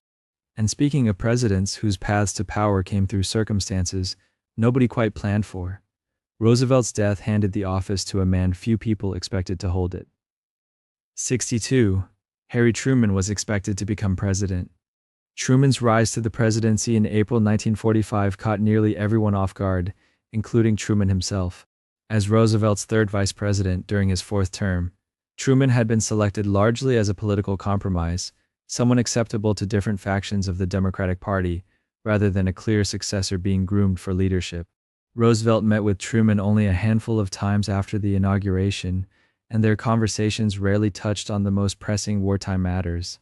Truman had no idea the Manhattan Project even existed until after he took the oath of office. He wasn't briefed on the details of the atomic bomb, the state of negotiations with Stalin, or the broader strategic picture guiding the war's final stages. Roosevelt's health had been declining for months, visible to those around him, yet Truman was kept largely outside that inner circle of confidence. When Roosevelt died suddenly, Truman described feeling like the weight of the moon and stars had fallen on him. He had to be briefed rapidly on issues that any modern vice president would already understand thoroughly. Truman's unpreparedness wasn't a personal failing so much as a structural problem with how vice presidents were treated during that era, more ceremonial than consequential until tragedy forced their hand. And speaking of decisions Truman suddenly found himself responsible for, one particular choice gets remembered as entirely his own when the reality involved considerably more voices. 63. Truman made the atomic bomb decision alone. The image of Truman sitting in solitary judgment, weighing the fate of Hiroshima and Nagasaki entirely by himself, makes for compelling drama, but the actual decision emerged from an extensive process involving military commanders, scientists, and senior advisors. The Interim Committee, a group established to advise on atomic weapons policy, included figures like Secretary of War Henry Stimson and scientists who had worked directly on the Manhattan Project. Military leaders provided assessments of Japanese resistance and projected casualties from a potential invasion of the home islands. Some scientists involved in developing the bomb actually argued for a demonstration rather than direct use on cities, a debate Truman was aware of through his advisors. Truman ultimately gave the final authorization, and that responsibility genuinely rested on his shoulders alone as commander-in-chief. But describing the decision as some isolated personal choice ignores the extensive military and scientific consultation that shaped the options presented to him.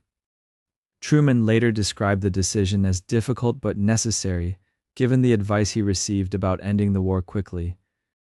Whether that advice was correct remains debated by historians today, but the process behind the decision was far more collaborative than the popular image of a lone president making an isolated judgment call. And speaking of military leaders whose public image simplified their actual responsibilities, one general-turned-president gets remembered as less capable than he actually was. 64. Dwight Eisenhower was only a figurehead general. Eisenhower's genial grandfatherly public persona as president sometimes creates the impression that his wartime role as Supreme Allied Commander was largely symbolic, a popular face chosen for diplomacy rather than genuine military skill. This drastically understates what the position actually required. Eisenhower managed an extraordinarily complex coalition involving American, British, and other Allied forces, each with different commanders, competing strategic visions, and occasionally clashing egos. Figures like Montgomery and Patton required careful management. Their disagreements over strategy, sometimes threatening to derail cooperation entirely. Eisenhower coordinated the logistics of D-Day, one of the most complicated military operations in history, balancing weather concerns, deception campaigns, and the coordination of naval, air, and ground forces across multiple nations. His diplomatic skills genuinely mattered, but so did his strategic judgment in navigating disagreements about the invasion of Europe, the pacing of advances, and resource allocation between different fronts. Eisenhower's calm demeanor masked the intense pressure of holding together a fragile alliance where any major misstep could have fractured cooperation between nations with different priorities and historical rivalries. Reducing his role to figurehead status ignores just how much genuine strategic and diplomatic labor the position demanded from him. And speaking of Eisenhower's presidency, involving more decisive action than people often credit him for, his response to school desegregation resistance tells a similar story. 65. Eisenhower never sent federal troops to enforce civil rights. This claim overlooks one of the more significant moments of federal intervention during the civil rights era. In 1957, when Arkansas Governor Orval Faubus used the National Guard to block 9 black students from entering Little Rock Central High School, Eisenhower responded by federalizing the Arkansas National Guard and deploying members of the 101st Airborne Division to enforce the desegregation order. This wasn't a small symbolic gesture. Armed federal troops escorted the Little Rock Nine into the building and protected them throughout the school year against hostile crowds and local resistance. Eisenhower acted reluctantly in some respects, having preferred gradual change over forceful federal intervention, but he ultimately concluded that defiance of federal court orders couldn't be tolerated.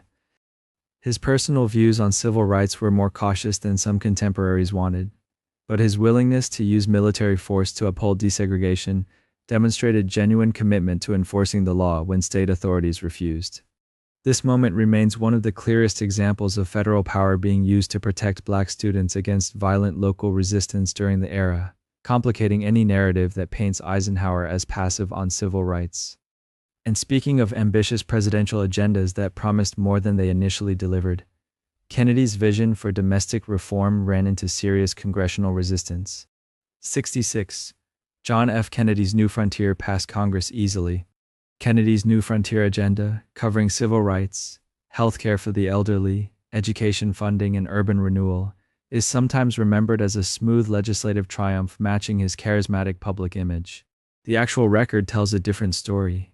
Kennedy faced a Congress where conservative Democrats and Republicans frequently blocked his more ambitious proposals. Medical care for the elderly, which eventually became Medicare, stalled repeatedly and wasn't signed into law until 1965 under Johnson. Kennedy's civil rights legislation faced fierce resistance and hadn't passed by the time of his assassination in November 1963. Federal aid to education ran into religious and political disputes that prevented meaningful progress during his presidency. Many of Kennedy's key proposals only became law after his death, when Johnson used the national mood of mourning combined with his own legislative skill to push similar legislation through Congress. Kennedy's assassination arguably did more to advance his agenda than his actual presidency accomplished legislatively. This isn't necessarily a criticism of Kennedy himself. Congressional gridlock affects presidents regardless of popularity, but the New Frontier's reputation as an era of smooth reform doesn't match how much of it actually stalled while he was alive to champion it. And speaking of Kennedy quotes that got a little scrambled in popular memory, one of his most famous lines gets misremembered as an embarrassing blunder. 67. Kennedy said, "Ich bin ein Berliner," meant he was a donut. This claim has circulated for decades. The idea that Kennedy accidentally told a massive crowd in West Berlin in 1963 that he was a jelly donut instead of declaring solidarity with the city. The joke goes that using the article ein before Berliner turned his statement into a pastry reference rather than an identity statement. In reality, German speakers in Berlin understood exactly what Kennedy meant. The phrase was grammatically correct in context, and the crowd erupted in applause and cheers, not confused laughter. Linguists have pointed out that the donut interpretation is a much later joke that gained traction decades after the speech, largely through American media retellings rather than any actual confusion at the time. Kennedy's speechwriters had carefully crafted the line specifically to convey solidarity with West Berlin during Cold War tensions, and it worked exactly as intended, becoming one of the most quoted moments of his presidency. The speech was widely regarded as a powerful statement against Soviet influence in Europe. So, the donut myth, while amusing, says more about how legends grow around famous speeches than anything about actual linguistic mishaps happening that day in Berlin. And speaking of Kennedy's place in presidential history, one popular fact about his age often needs a small asterisk. 68. Kennedy was the youngest president ever elected. This one is technically true, but frequently gets tangled up with a related fact that changes the picture slightly. Kennedy, at 43 years old when he took office in 1961, remains the youngest person ever elected to the presidency by voters. That distinction is accurate and worth remembering. However, Theodore Roosevelt actually became president at an even younger age, 42, when President McKinley was assassinated in 1901 and Roosevelt, serving as vice president, ascended to the office without an election. So Roosevelt holds the record for youngest person to hold the presidency overall, while Kennedy holds the record for youngest person elected to it directly by the public. These two facts get conflated constantly in trivia contests and casual conversation, with people using them interchangeably as though they mean the same thing. The distinction matters historically because Roosevelt's path to the office came through tragedy and succession rather than a campaign and ballot box, which is a meaningfully different kind of ascension to power than what Kennedy experienced after his election victory. And speaking of presidents whose domestic programs get credited to one man alone, Johnson's sweeping vision for American society had far more contributors than his name alone suggests. 69. Lyndon Johnson invented the Great Society alone. Johnson's Great Society programs, covering civil rights, Medicare, Medicaid, education funding, and efforts to reduce poverty, are often remembered as a singular vision springing entirely from Johnson's political genius. Johnson certainly deserves enormous credit for his legislative skill, honed over decades in the Senate, and his ability to push ambitious bills through a divided Congress. But the ideas themselves came from a much wider coalition. Many proposals had been percolating for years among policy experts, economists, and civil rights activists who had been pushing for reform since Kennedy's presidency and earlier. Federal agencies contributed research and drafting expertise. Grassroots activists, particularly within the civil rights movement, applied sustained public pressure that made legislative action politically necessary rather than optional. Courts had already begun shifting legal precedent in ways that supported expanded federal authority over civil rights enforcement. Johnson synthesized these efforts, used his personal relationships with congressional leaders, and leveraged the national mood following Kennedy's assassination to move bills forward with remarkable speed. The Great Society represented a genuine collaborative achievement between the executive branch, Congress, courts, and organized activism. Not a single leader's isolated brainchild delivered fully formed to the American public. And speaking of major decisions that get remembered as more unilateral than they actually were, Johnson's escalation of the Vietnam War often gets described the same way. 70. Johnson escalated Vietnam without any congressional authorization. This claim oversimplifies a complicated and still debated chapter of American history. In August 1964, following reported naval incidents in the Gulf of Tonkin, Congress passed the Gulf of Tonkin Resolution by overwhelming margins, granting Johnson broad authority to use military force in Southeast Asia without a formal declaration of war. Congress did authorize escalation, at least in a legal sense, and Johnson relied on that resolution repeatedly to justify expanding American involvement. The controversy lies elsewhere. Questions remain about whether the reported attacks that prompted the resolution actually happened as described, with some historians arguing the intelligence was exaggerated or misrepresented to Congress. Once passed, the resolution's broad language allowed the executive branch enormous latitude that some lawmakers later felt they hadn't fully understood when voting for it. So while technically Congress did authorize military action, the process behind that authorization, and how extensively it was later stretched to justify years of escalating war, remains a genuinely contested piece of history rather than a clear-cut case of executive overreach or straightforward congressional approval. And speaking of presidents whose departures from office get remembered slightly differently than what actually happened, Nixon's exit is one of the most misremembered moments in American political history. 71. Richard Nixon was removed from office. This is one of those details that gets flattened in casual retelling. Nixon was never actually removed from office through impeachment and conviction.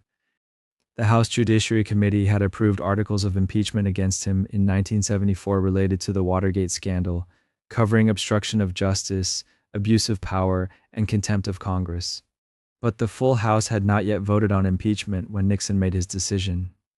Facing near-certain impeachment and likely conviction in the Senate, given eroding support even among Republicans, Nixon chose to resign in August 1974 rather than face that formal process through to its conclusion.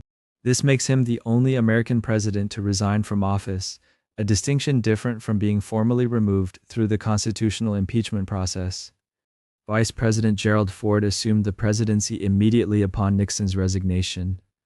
The distinction matters because it means the constitutional impeachment and removal process, as designed, has technically never been completed against the sitting president, since later impeached presidents were acquitted by the Senate.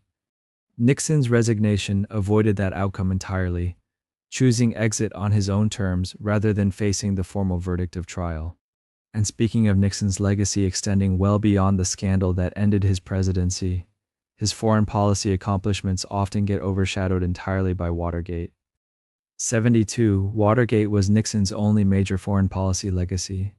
Nixon's presidency gets defined almost entirely by the scandal that ended it, which overshadows genuinely significant foreign policy achievements that reshaped Cold War dynamics. Nixon pursued détente with the Soviet Union, easing tensions through arms control negotiations that produced the Strategic Arms Limitation Talks agreements, limiting the growth of nuclear arsenals between the two superpowers. Perhaps his most historically significant move was opening relations with China in 1972, a country the United States had refused to formally recognize for over 2 decades. Nixon's visit to Beijing, a place considered politically untouchable for any American leader, given his anti-communist reputation, fundamentally altered global diplomatic alignments and eventually paved the way for full diplomatic relations decades later. These moves required navigating complex domestic political risk, since engaging with communist powers invited criticism from hardliners within his own party. Whatever conclusions people draw about Nixon's ethics regarding Watergate, his foreign policy strategy demonstrated genuine strategic thinking that reshaped America's position in the world for decades afterward, a legacy that operates almost entirely separately from the scandal that ultimately consumed his presidency and forced his resignation from office. And speaking of presidents, whose path to power looked nothing like a typical campaign trail, Gerald Ford's rise to the presidency broke almost every rule in the book. 73. Gerald Ford was elected vice president. This one trips up a lot of people because Ford eventually became president, and most presidents at least won some kind of election to get there. Ford never did. When Spiro Agnew resigned as vice president in 1973, amid a separate corruption scandal, Nixon nominated Ford to fill the vacancy under the newly ratified 25th Amendment, which allowed for exactly this kind of situation. Congress confirmed Ford, making him vice president without a single vote cast by the American public. Then when Nixon resigned the following year, Ford ascended to the presidency itself, again without ever appearing on a national ballot for either office. This makes Ford the only person in American history to hold both the vice presidency and the presidency without being elected to either position by voters. It's a strange historical footnote that often gets lost because Ford governed and campaigned like any other president afterward, even running unsuccessfully for a full term in 1976. But his entire ascension to the nation's highest office happened entirely through appointment and succession rather than the ballot box. And speaking of Ford's brief and complicated presidency, one of his most controversial decisions still generates suspicion about what really happened behind closed doors. 74. Ford's pardon of Nixon was secretly promised beforehand. This theory suggests that Ford agreed to pardon Nixon in exchange for the presidency itself, essentially implying a corrupt bargain struck before Nixon ever resigned. The theory gained traction because the timing looked suspicious to many Americans. A full pardon issued just weeks after Ford took office, shielding Nixon from any criminal prosecution related to Watergate. Ford testified before Congress specifically to address these suspicions, denying under oath that any deal existed. No documentary evidence has ever surfaced proving a prior arrangement, and most historians who've studied the record believe Ford made the decision independently, believing the pardon would help the country move past Watergate, rather than endure a prolonged and divisive trial. Still, the decision was wildly unpopular at the time and is widely credited with damaging Ford's chances in the 1976 election. Whether it was principled statesmanship or something murkier remains genuinely debated among historians, but the specific claim of a proven, prearranged deal doesn't hold up against the available evidence, even though the suspicion itself never fully disappeared from public memory. And speaking of presidents whose backstories get reduced to a single simplistic image, Jimmy Carter's resume involved a lot more than farming. 75. Jimmy Carter was only a peanut farmer. This description became something of a nickname during his 1976 campaign, and it stuck permanently in popular memory, often used somewhat dismissively to suggest he lacked serious credentials for the presidency. In reality, Carter graduated from the United States Naval Academy and served as a naval officer, working on nuclear submarine programs under Admiral Hyman Rickover before returning home to Georgia. He then ran the family peanut business. Yes, but he also served in the Georgia State Senate for 2 terms and later became governor of Georgia, a position that gave him substantial executive and administrative experience long before he ever considered running for president. His background combined military service, scientific training, business management, and state-level political leadership, a far more complex resume than the folksy peanut farmer label suggested. The nickname worked well politically because it painted Carter as an outsider and a regular American in the aftermath of Watergate's corruption, which was exactly the image his campaign wanted to project. But reducing his entire career to farming genuinely undersells the range of experience he brought into the Oval Office. And speaking of crises that get pinned entirely on one man's shoulders, Carter's presidency became defined by an international crisis with much deeper roots than his own decisions. 76. Carter personally caused the Iran hostage crisis. This claim ignores decades of complicated history between the United States and Iran that predated Carter's presidency entirely. Resentment toward American influence in Iran had been building since the 1953 CIA-backed coup that installed the Shah, whose authoritarian rule eventually triggered the Iranian Revolution in 1979. When revolutionary forces overthrew the Shah, anger toward the United States for decades of support boiled over. The immediate spark for the hostage crisis came when Carter allowed the exiled Shah into the United States for cancer treatment, prompting Iranian militants to storm the American embassy in Tehran and take 52 Americans hostage for 444 days.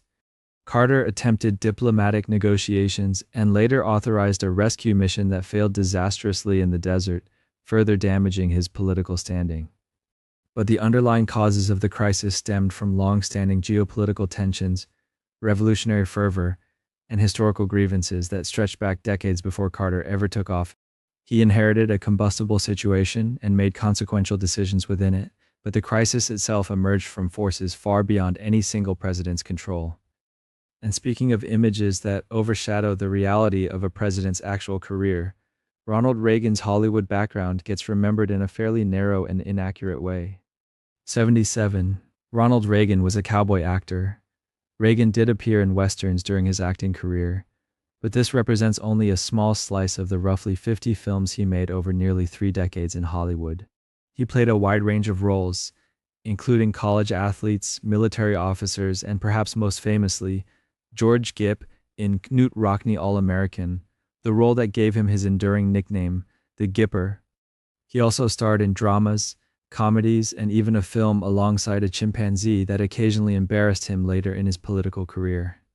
Reagan spent years as president of the Screen Actors Guild, giving him first-hand experience with labor negotiations and union leadership long before entering politics.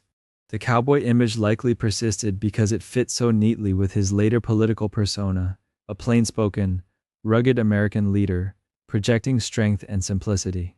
But professionally, Reagan was a versatile working actor across many genres, not a specialist in westerns, and reducing his entire film career to cowboy roles overlooks just how much time he actually spent building a broad and varied resume in the entertainment industry.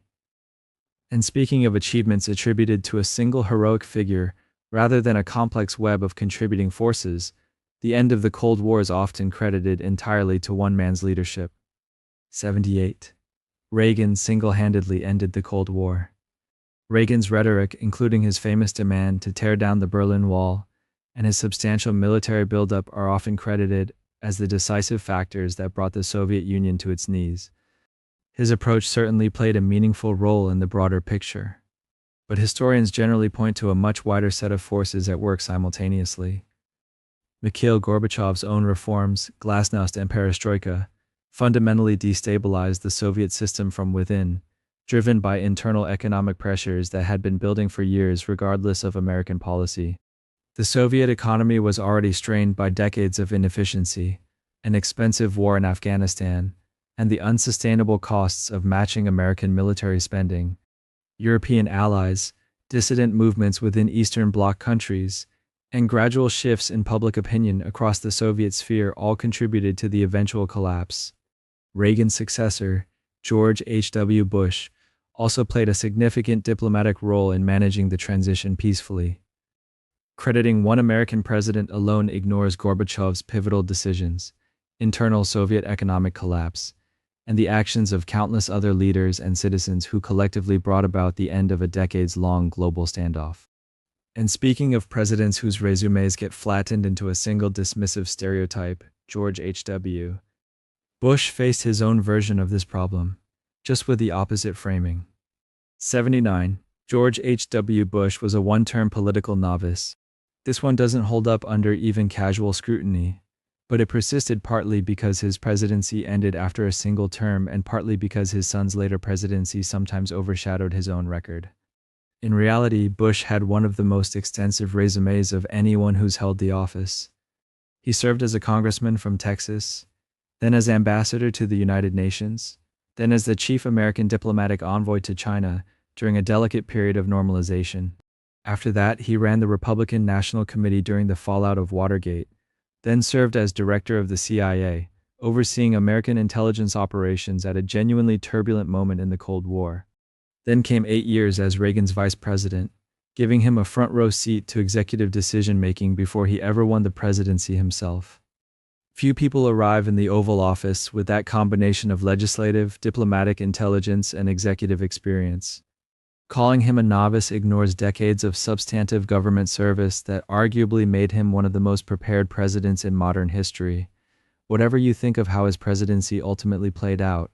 And speaking of promises that get remembered with far more absolute certainty than the reality actually allowed, Bush's most famous campaign line still gets quoted as an unconditional guarantee. 80. Bush promised "read my lips without conditions." During his 1988 campaign, Bush delivered one of the most quoted lines in modern political history: "Read my lips, no new taxes," and it became a defining moment of his candidacy. Voters remembered it as an ironclad, unconditional promise, which made the eventual outcome feel like a straightforward betrayal. The reality involved a genuinely difficult budget standoff. Facing a ballooning deficit and a divided Congress, Bush eventually agreed to a bipartisan budget deal in 1990 that included some tax increases alongside spending cuts, a compromise many economists at the time argued was necessary for long-term fiscal stability.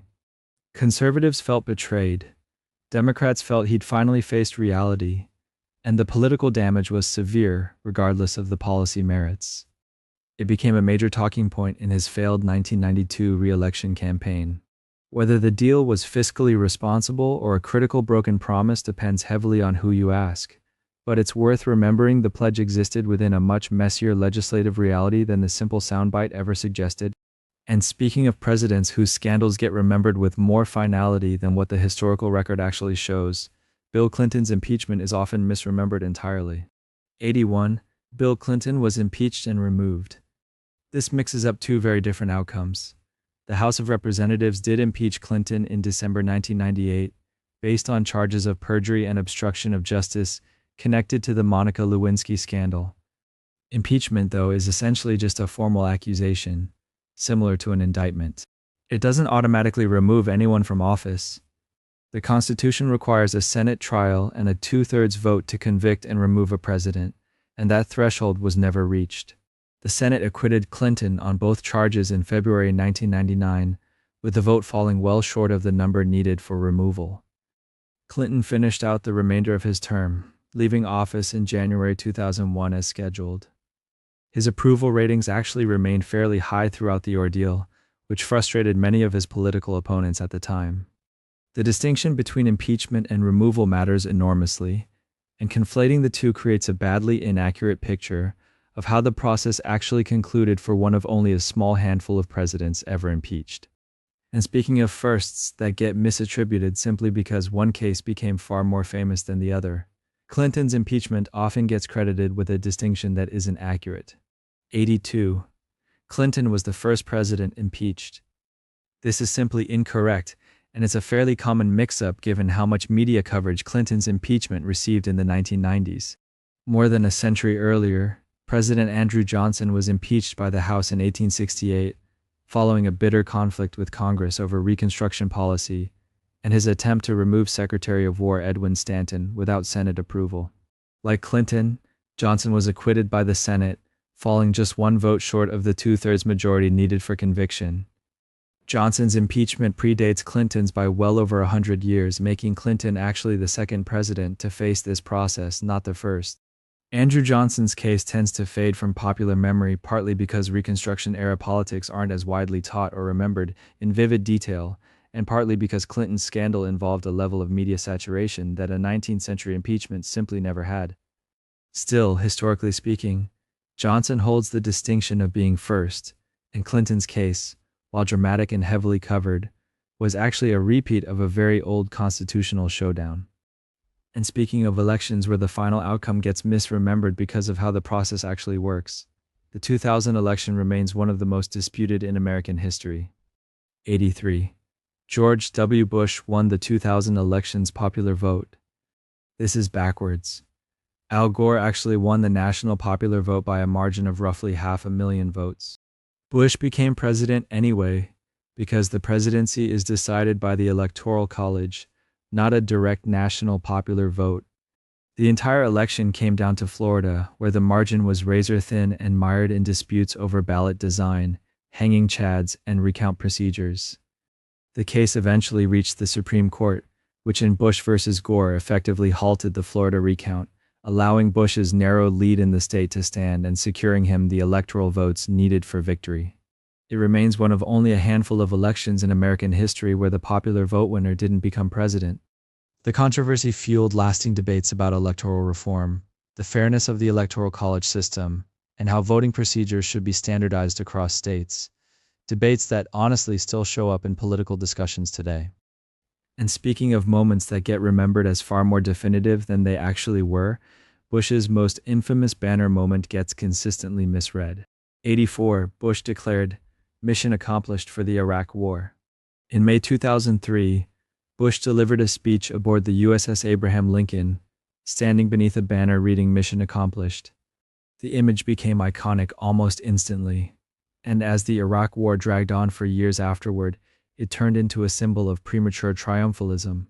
Technically, though, Bush's speech specifically addressed the end of major combat operations, not the conclusion of the entire war or the broader mission in Iraq.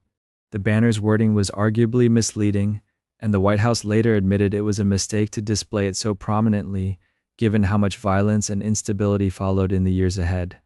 Still, the speech itself was more narrowly framed than the banner suggested. The insurgency that followed, the search for weapons of mass destruction that never materialized, and years of continued fighting made the phrase feel almost mockingly inaccurate in hindsight. It became shorthand for government overconfidence and miscalculation, even though the literal words spoken that day were more limited than the banner behind him implied. And speaking of misinformation that refuses to die no matter how many times it's debunked, few claims have been repeated more relentlessly than the conspiracy theories surrounding Barack Obama's birthplace. 85. Barack Obama was born outside the United States. This claim, often called birtherism, became one of the most persistent conspiracy theories in modern American politics, and it simply doesn't hold up against the documentation. Obama was born on August 4, 1961, at Kapiolani Medical Center in Honolulu, Hawaii, a fact confirmed by his official birth certificate, contemporaneous birth announcements published in Honolulu newspapers at the time, and statements from Hawaiian state officials who verified the records repeatedly over the years. In 2011, facing continued pressure, Obama released his long-form birth certificate specifically to put the issue to rest. It didn't fully work.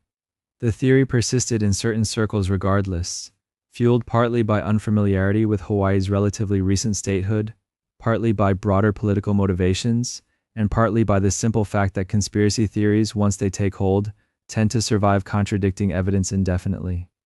Hawaii officials, journalists, and fact-checkers examined this claim extensively over more than a decade. The documentation has consistently supported the same conclusion. Obama was born in Honolulu, making him constitutionally eligible for the presidency he was twice elected to. And speaking of historical firsts that get miscounted because one moment overshadowed everything that came before it, Obama's groundbreaking 2008 campaign often gets credited with an inaccurate distinction. 86. Obama was the first black person to run for president. This overlooks a longer history of black candidates who sought the presidency well before 2008. Shirley Chisholm ran for the Democratic nomination in 1972, becoming the first black candidate to campaign for a major party's nomination. Jesse Jackson ran competitive campaigns for the Democratic nomination in both 1984 and 1988, winning several primaries and building significant national momentum. Alan Keyes ran for the Republican nomination multiple times in the 1990s and 2000s. What made Obama's campaign historically distinct wasn't that he was first to run, it was that he became the first black candidate to actually win a major party's nomination and go on to win the presidency itself in 2008. That distinction matters enormously, and it's genuinely historic on its own terms. But flattening the broader history down to first to run erases decades of earlier candidates who paved political ground, built infrastructure, and shifted public expectations long before Obama's campaign became the one that ultimately succeeded. And speaking of policy debates where the actual mechanics get lost beneath politically charged shorthand, Obama's signature legislative achievement is still frequently misdescribed. 87. Obama's health law created government-run medicine. The Affordable Care Act, often called Obamacare, gets frequently described as a government takeover of healthcare, but that characterization doesn't match how the system actually functions. The law expanded regulations on private insurance companies, created marketplaces for people to purchase private insurance plans, expanded Medicaid eligibility in states that chose to accept it, and required insurers to cover people with pre-existing conditions. Private insurance companies continued selling the plans. Private doctors and hospitals continued providing the care. The government didn't employ physicians or directly run hospitals under this system. This is meaningfully different from single-payer systems where a government entity directly finances and sometimes delivers care. The ACA left the existing private insurance industry largely intact while adding significant new rules and subsidies on top of it. Whether that framework counts as too much government involvement or not enough is a legitimate policy debate people still argue about today. But describing it as government-run medicine misrepresents a system that remained fundamentally built around private insurers and private healthcare providers throughout. And speaking of presidential firsts that are technically accurate but often repeated without the full context that makes them meaningful, Donald Trump's impeachment history gets summarized in a way that sometimes skips over crucial nuance. 88. Donald Trump was the first president to be impeached twice. This part is actually true, which makes it a nice change of pace. The House impeached Trump in December 2019 over allegations related to pressuring Ukraine's government, and again in January 2021 following the Capitol riot. No other president in American history has been impeached more than once. What often gets lost, though, is that impeachment isn't the same as removal. In both instances, the Senate held trials, and in both instances, the vote fell short of the two-thirds majority required for conviction.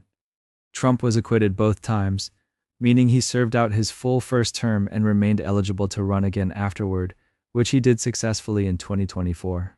The double impeachment is a genuinely unique piece of presidential history, but it's worth remembering that impeachment functions as an accusation process, not a conviction. Understanding that distinction matters just as much here as it did with Andrew Johnson and Bill Clinton earlier in this list. And speaking of firsts that get exaggerated simply because a particular president used a familiar tool in an unusually aggressive way, Trump's relationship with social media often gets described with more historical exclusivity than it deserves. 89. Trump was the first president to use social media. Earlier presidents had already established some presence in this space before Trump took office. Obama's campaigns and administration used platforms like Twitter and Facebook extensively for messaging, organizing, and public outreach throughout the 2008 and 2012 elections. What made Trump's use of social media historically distinct wasn't being first. It was the sheer volume, directness, and centrality of his posting, often bypassing traditional press channels entirely to announce policy decisions, attack critics, or communicate directly with millions of followers in real time. This approach reshaped expectations around presidential communication in ways that outlasted his own presidency. Whether that shift was a positive democratization of communication or a concerning erosion of traditional press accountability remains a genuinely debated question depending on who you ask. And speaking of numerical claims that sound more unusual than they actually are, once you look at the broader historical record, Trump's electoral outcomes are often framed as more unprecedented than the numbers support. 90. Trump was the first president to lose the popular vote twice. Trump did lose the popular vote in both 2016, where he won the presidency anyway through the Electoral College, and in 2020, where he lost both the popular vote and the Electoral College. But losing the popular vote across multiple elections isn't unique to him historically. Grover Cleveland lost the popular vote in 1888 despite having won it in 1884, illustrating that split outcomes between elections aren't new. The framing matters here mostly because it shapes how unusual people perceive modern electoral outcomes to be, when in reality, the Electoral College has produced these kinds of mismatches throughout American history. And speaking of records that sound impressive, but need a little context to fully understand. Joe Biden's age at inauguration gets cited constantly, without much explanation of what it actually means. 91. Joe Biden was America's oldest president at inauguration. This one is accurate. Biden was 78 years old when he took the oath of office in January 2021, surpassing Ronald Reagan, who was 77 at the start of his second term in 1985. This made Biden the oldest person ever to assume the presidency at that point in history. The distinction reflects broader shifts happening in American politics, where candidates in their 70s and even 80s have become increasingly common in presidential races, a trend that continued into subsequent elections. Age became a major talking point throughout Biden's presidency, with critics and supporters alike debating what it meant for a president to be governing during his late 70s and into his 80s. Whether advanced age represents wisdom and experience, or a legitimate concern about stamina and longevity, remains a genuinely debated question, one that voters weighed heavily in subsequent election cycles. What's not up for debate is the number itself. Biden's inauguration age was a documented first, breaking a record that had stood for decades. Sometimes these superlatives really are exactly what they claim to be, even if the political conversation around them gets a lot more complicated than the simple fact suggests. And speaking of religious firsts that sometimes get mistakenly attributed to whoever happens to be in office when people are paying closer attention, Biden's Catholic faith is occasionally credited as historically groundbreaking when it really isn't. 92. Biden was the first Catholic president. This claim doesn't hold up, and the actual first happened 6 decades earlier. John F. Kennedy became the first Catholic president when he was elected in 1960, and his religion was actually a significant issue during that campaign, with many voters expressing concern about whether a Catholic president would take direction from the Vatican rather than governing independently. Kennedy addressed these concerns directly, famously assuring voters that his religious beliefs were personal and wouldn't dictate his policy decisions. Biden becoming just the second Catholic president in American history is still a notable data point, especially given how long the gap between Kennedy and Biden actually was. But describing Biden as the first conflates two entirely different milestones. Kennedy broke that particular barrier in 1961, facing genuine religious prejudice in the process, while Biden's Catholicism in 2021 generated comparatively little controversy, reflecting how much American attitudes toward religious diversity in politics shifted across those 60 years. Getting the sequence right matters here because it highlights just how significant Kennedy's original breakthrough actually was at the time. And speaking of constitutional requirements that sound simple on paper, but get surprisingly complicated, once legal scholars start examining the fine print, the natural-born citizen clause is one of the most debated phrases in the entire document. 93. Presidents must be natural-born citizens in every interpretation. The Constitution does require that presidents be natural-born citizens, but what that phrase precisely means has never been fully settled by the courts. Most legal scholars agree it includes anyone born on American soil, but the boundaries get blurrier when discussing children born abroad to American parents, or citizens born in U.S. territories rather than the 50 states. This ambiguity has surfaced repeatedly throughout history, questioned around candidates like John McCain, born in the Panama Canal Zone, and Ted Cruz, born in Canada to an American mother. The Supreme Court has never issued a definitive ruling clarifying the clause's exact limits, leaving the question open to ongoing legal debate rather than settled precedent. Constitutional scholars generally lean toward broader interpretations that would include most of these edge cases, but until the court actually rules directly on the issue, genuine uncertainty remains. This is one of those areas where the founding documents' language, written in the 1780s, simply didn't anticipate the complexities of a much more mobile and interconnected modern world.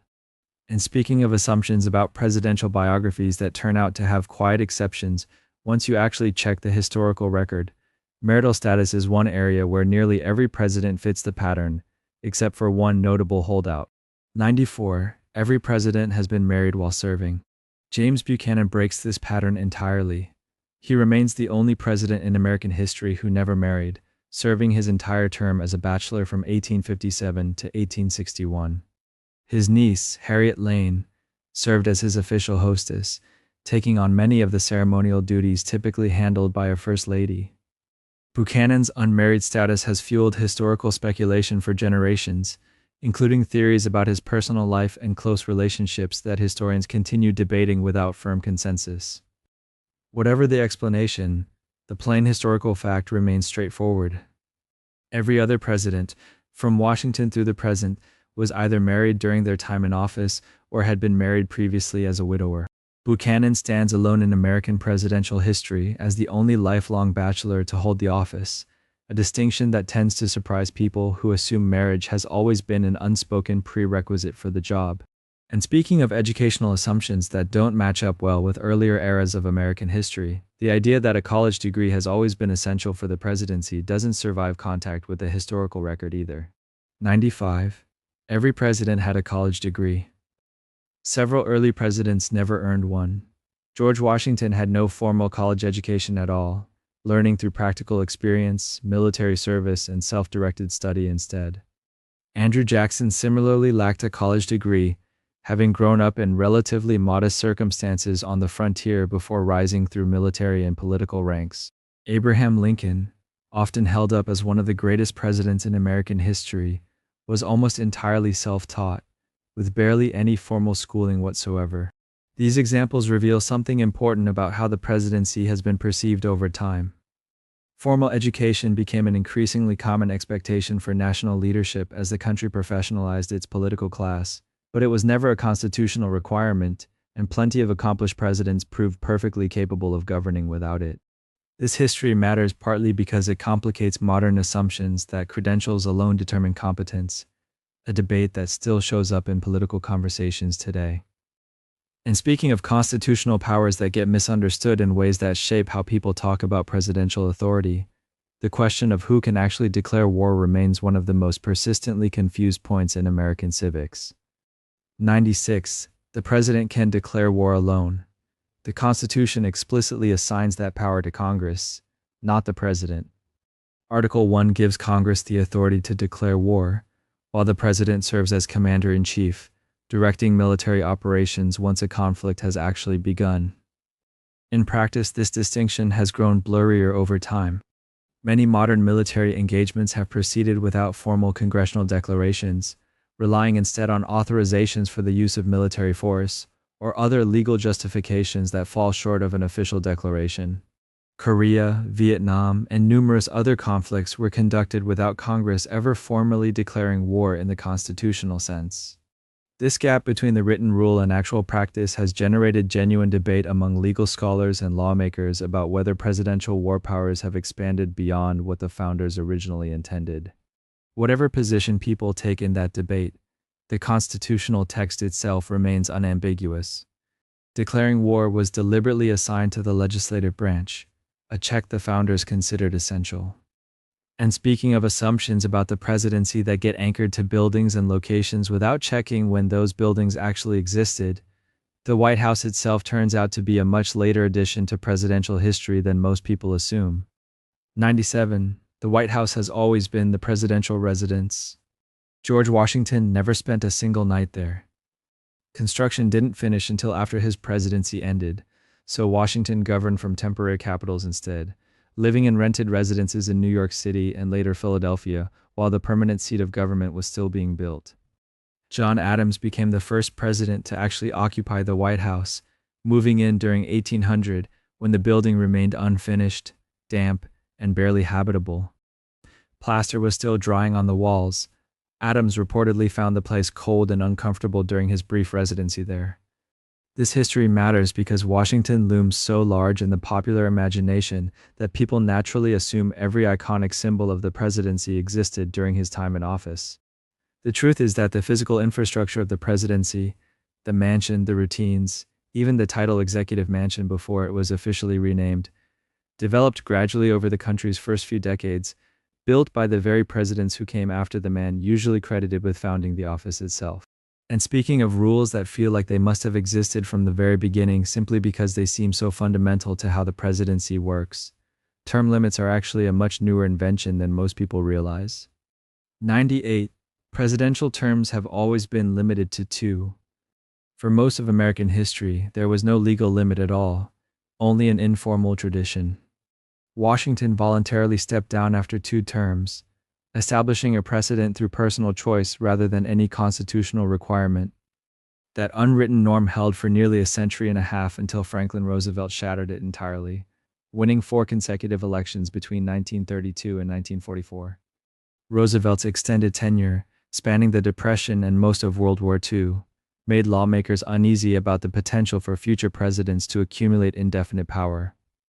Congress responded by passing the 22nd Amendment, formally ratified in 1951, which finally made the two-term limit an actual constitutional rule rather than a gentleman's agreement.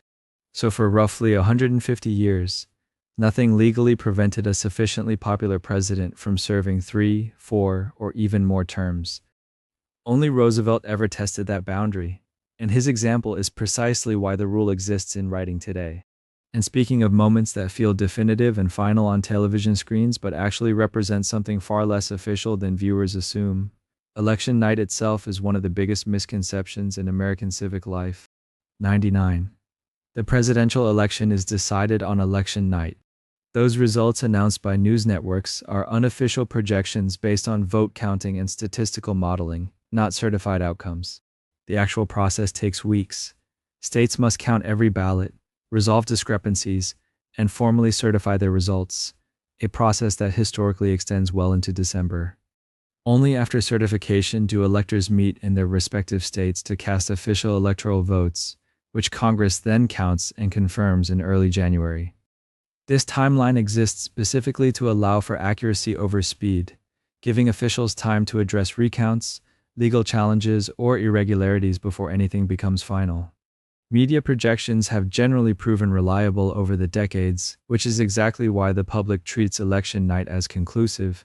But reliable isn't the same as official, and the gap between the two has become a significant point of legal and political friction in recent elections, revealing just how much Americans have conflated network broadcasts with the actual constitutional machinery quietly working behind the scenes.